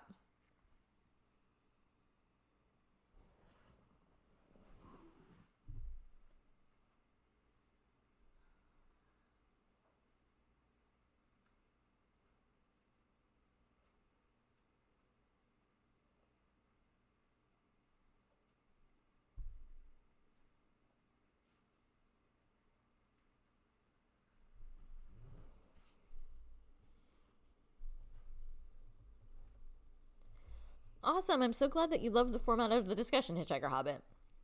Okay, and that's good to know too. Pretty much good to read whatever, whenever. That's something that's I've been also really balancing too. Up here in my housekeeping, I mentioned I'm not sure when the next book club is going to be because I know that a lot of us will be attending the concerts over the summer and things like that. So I didn't want to like overwhelm anybody with like, also read a full book and join me for book club while you're also trying to prep for your concert. So I'm still figuring out a schedule, but oh no. So many book clubs, so many book clubs.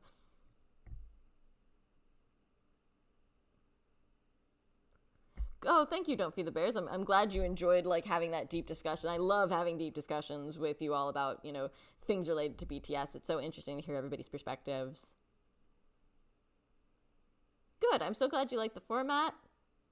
Thank you so much, Sonia. Yes. Oh my gosh. Omelas is such a gut-wrenching read, but it such interesting connections to Spring Day and BTS's work, and so interesting to hear everybody's thoughts for that. I'm really glad. That makes me really happy. Cool. Okay. Yeah. I think breaking the longer novels down into smaller pieces, I think is just going to be better. I mean, like, look at the discussion that we were able to have from a 10-page short story that just connects to Spring Day itself. Imagine the discussions that we'll be able to have when we get into something like, Damien, that connects to pretty much all facets of Wings and is a full novel and has Carl Jung and all sorts of stuff involved in there. So the idea of maybe breaking that down into smaller parts, I think, is a really good idea. And for anybody who's also watching this live broadcast later, please let me know your thoughts in the comments as well, what you thought about this and how you'd like to break things down in future.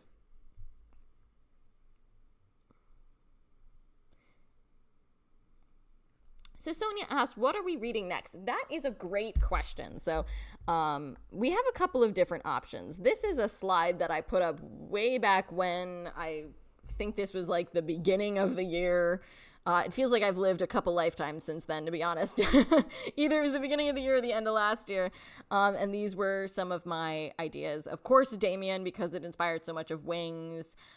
We could do The Little Prince because it inspired some of like the themes used in Moon, Into the Magic Shop, the world of Persona, Shadow, and Ego in the world of BTS, and Beyond the Story. I mean, those are so many different ideas that I had.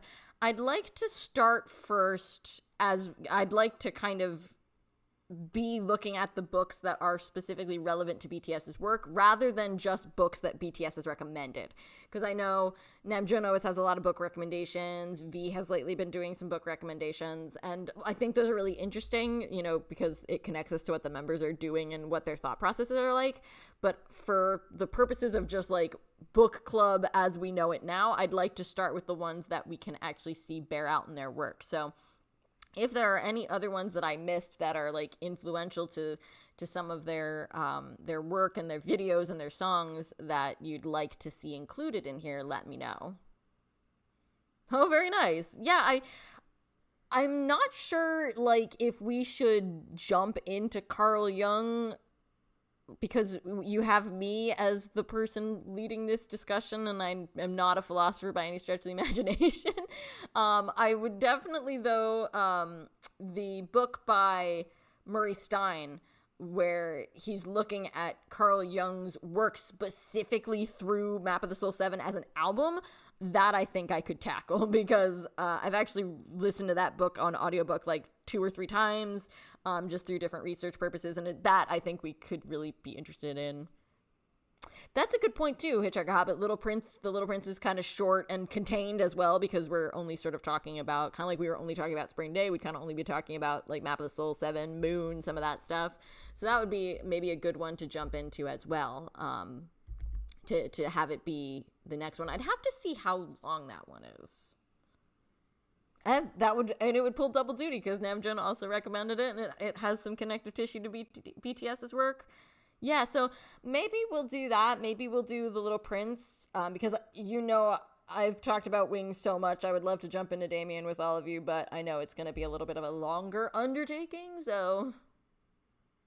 Okay, good. Thank you, Silver COT7, to like, know that we can use that as a good jumping off point for, you know, those of us who are less philosophically inclined, like myself. You know, I love philosophy, but I'm definitely not like super up on all of the different like deep philosophical things that I would probably need to be to go through something like Carl Jung's actual work. So awesome. Okay, great. I'm seeing a lot of support for The Little Prince to be our next one. So I think we'll go ahead and have that be what we do next. I'm not 100% sure on the date for that, but of course I will keep you guys in the loop with that and let you know. That's totally valid, that you had to recover, and sleep is important too. So, okay, so that'll be our next one. We'll do The Little Prince next, and I'll keep you guys up to date with when exactly we're going to do that one. Like I said in my housekeeping, the next live stream, just general live stream, is either going to be the 31st of May or the 14th of June. I just kind of have to decide and see. It would either be casual chatting, or if we do get Festa and there's anything to discuss after Festa, like on the 14th, then we would do that. So I'll just keep you guys up to date with that. So, and it seems like from what I'm seeing here that we kind of, like, the format of book club kind of worked out for everybody. So I'll kind of do something similar for The Little Prince, and we'll have a very similar, you know, we'll hit some of these points as we go through, if that worked for everybody. And we'll just kind of have a very similar discussion to what we had today. And if there's any other things that you think about related to Omelas and you want to leave me a comment, or for those of you on my Discord server, if you want to leave me, I can even make like a separate little forum. Like we have those little forum sections on Discord, and we can have a separate one where we talk about Omelas and keep the discussion going if you guys had other thoughts, because this was amazing. I love it. Yes, I'm so excited for the Busan concert. It's gonna be so much fun, and I'm so excited that it's gonna be their actual, you know, anniversary date. I'm really excited for that. It's gonna be awesome, and I'm wondering if it's gonna be like the concert that we've been seeing on the road so far, or if it's gonna be a little bit more like a muster. I would love if it was a muster. I've missed musters so much. Thank you so much, Sonia. Thank you for being here and contributing. I love the discussion we had too. I knew that we were gonna have a great discussion because we have such a cool community and we can get into such interesting, theories and discussions. So I was so excited to launch book club, and this was a great first outing for book club, I think, and I can't wait to continue book club with you all. And I am so, like, these thoughts were great. Like I said, I think we could have done another, 2-3 hours of just talking about Omelas. So, thank you all so much for reading the story and bringing your interpretation to it. I think it's really cool that we're doing all this together. I agree, Hitchhiker Hobbit. Thank you so much for being a part of it, and for all of your thoughts. Everybody's thoughts and feelings about the story were so amazing. But yeah, so that's all I really have for you today. Let me know if you have any other thoughts, and I'll see you again in the next live stream, and I'll keep you up to date with all the dates and things. Will do. Don't Feed the Bears. Right now, it looks like it looks like Little Prince is going to be the winner, and I will let everybody know what date we're going to do that. But it looks like we're going to do Little Prince. So thank you, Lindsay. I'm so glad you think so.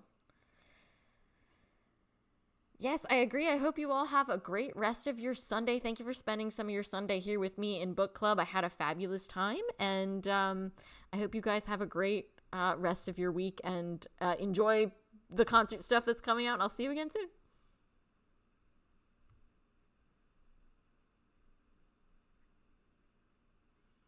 And Hitchhiker Hobbit, all I can think of is "Come on, Wing," which just makes me know that I want to dive into Wings itself, so then we can say "Come on, Wings."